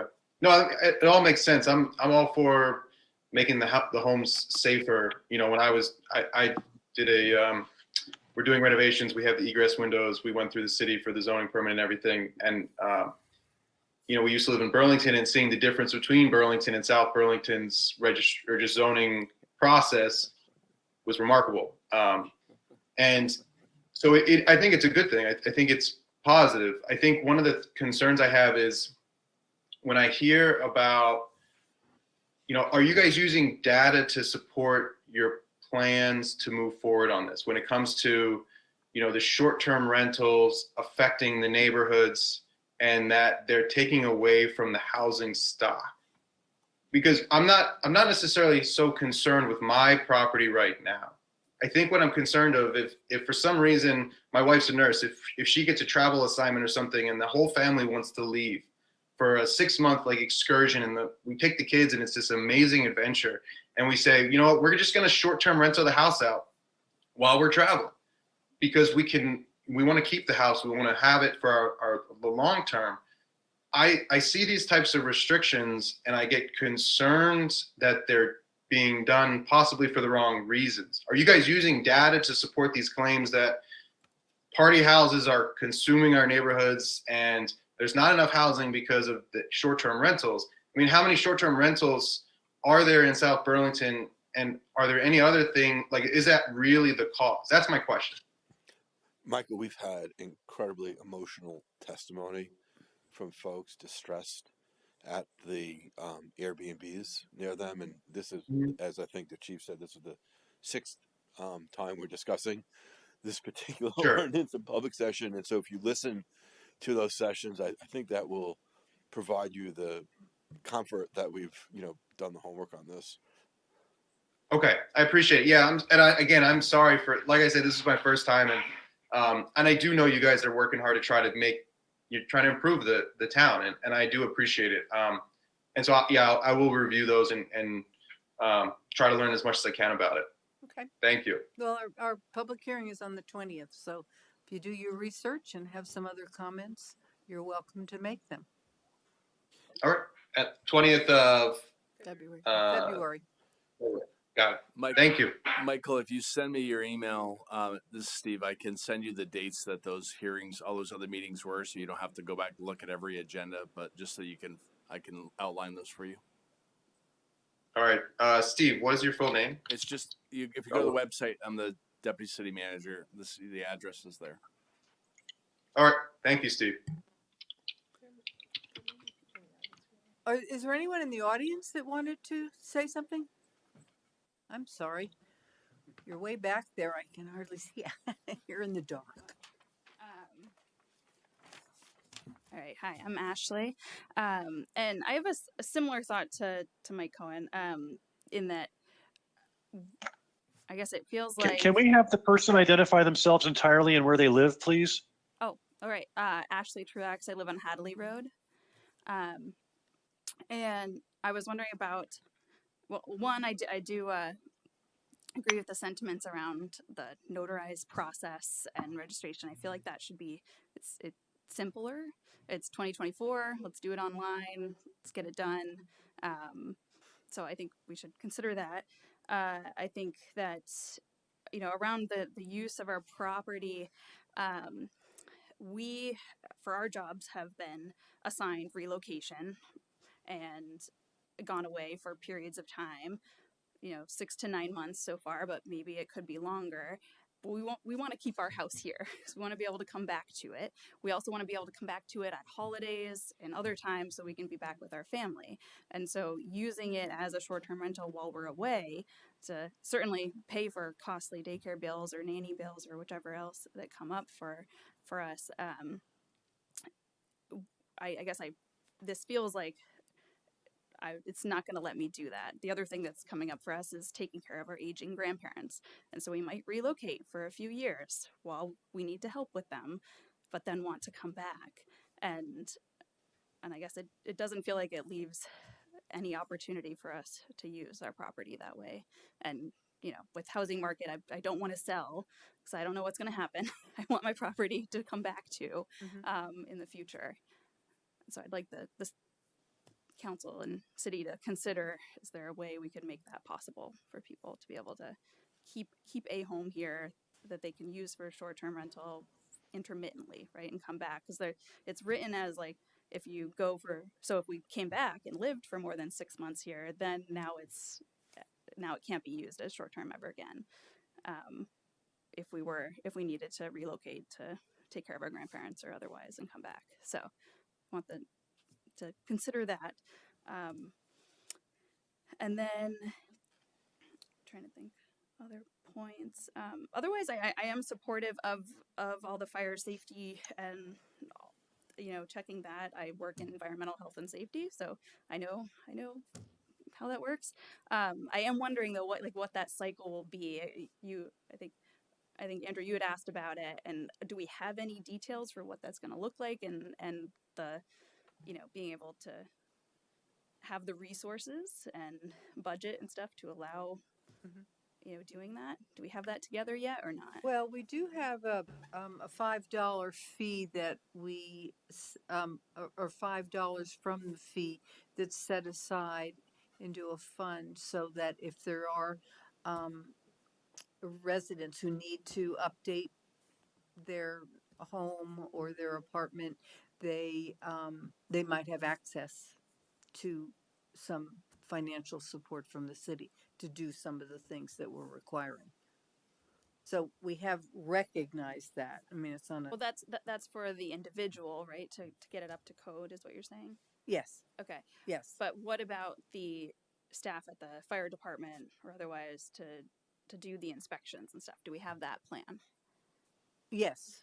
There is a Okay. schedule. I guess we'll see that. I don't have the schedule. They're going to develop that. But the ordinance does say if it's a new build, I mean, I understand your house isn't a new build probably, but if it's a new build, then you don't need to have the inspection for at least 3 years.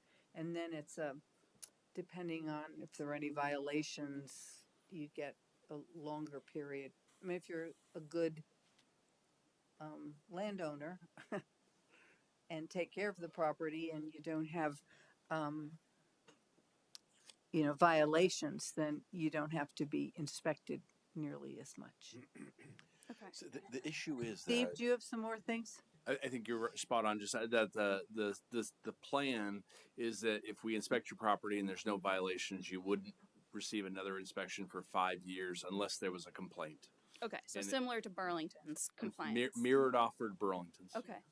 The issue is if like the owner's not there for an extended period, then I think we get into this potential situation that neighbors aren't happy.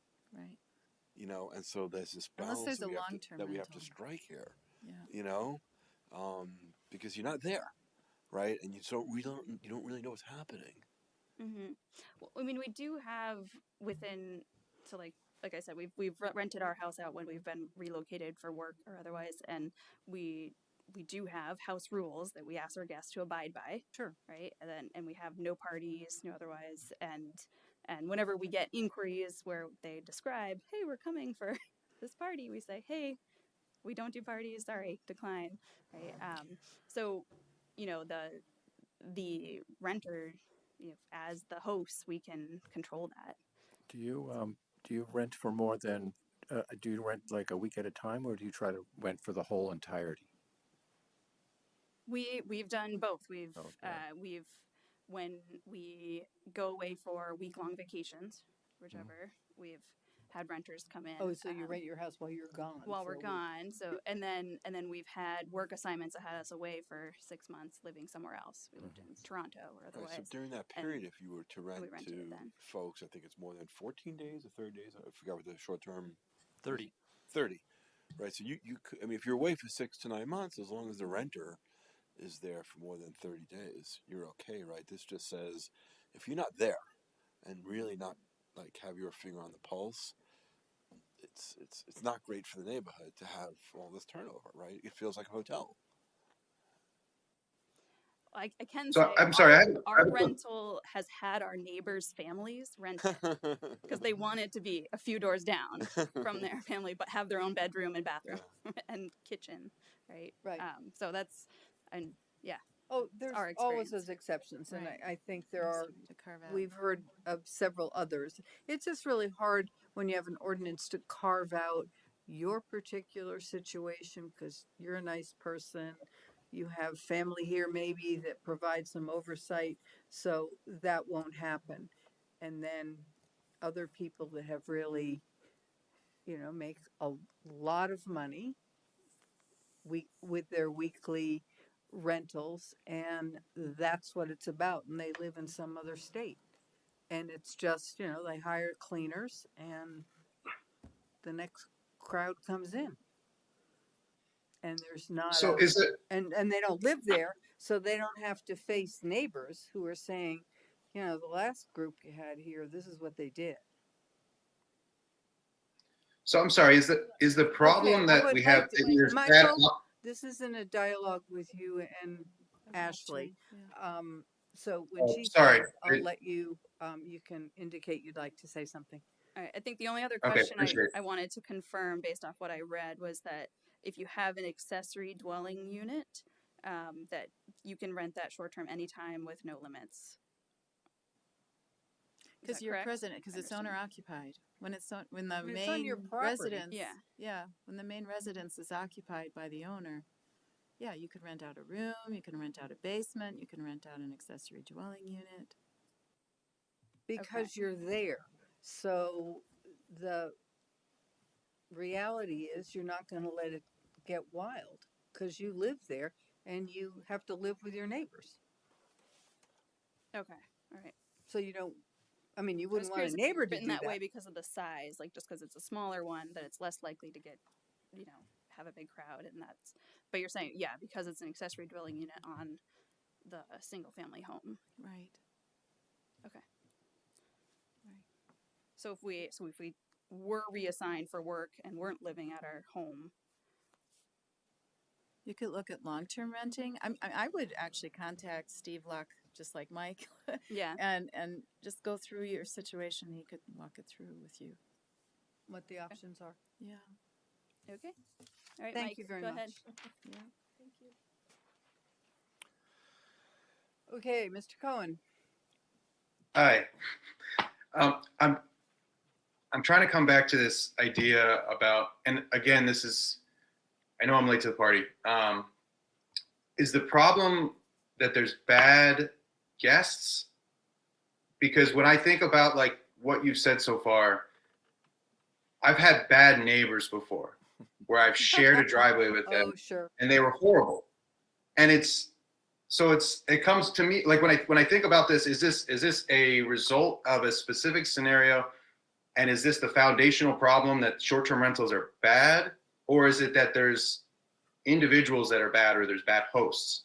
And are you preventing future potential either people from doing what I'm trying to do or what possibly Ashley's trying to do, who are a little bit more protective of their property and are trying to keep their property secure and safe and bring in good guests to allow them to keep their home in this market that's really hard and challenging and expensive?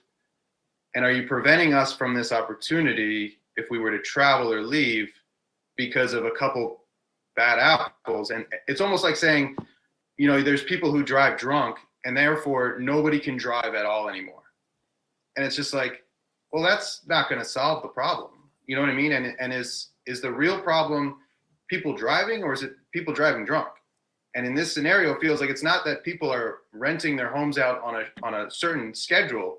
It's that people are bad hosts and are not providing the specific details that are required. And can you find those people and not remove this opportunity? Because it's not just me. I think about my mother-in-law who has talked about going down to Florida for a period of time to stay with our aunt. And it's like, she won't have the option to do that and short-term rental her apartment or her house or just other opportunities. I feel like we're being very restrictive with the community because of a specific scenario. And I understand it's hurt people. And I'm not trying to downplay that effect. I'm just trying to say, are we really trying to attack the problem? Or are we just trying to say, I don't want to deal with it, so nobody can play with this anymore? You know what I mean? I'm just thinking when I deal with my kids, it's like, fine, nobody can play with the toy. I don't care whose fault it was or what happened. Let's just forget about it altogether. And it's just like, it's not quite this is a really big No, opportunity for my family. It's not that. It's more that people want to live in residential neighborhoods. They don't want to live in commercial, you know, like hotels next door to them. That's really the argument. And whoever's, you know, the resident and whatever the experience is, it's the fact of these changing people where you don't know your neighbor. And, you know, I hope that it's something that we can remember the time when there weren't Airbnbs and people could go down to Florida and people could go and do jobs in other places.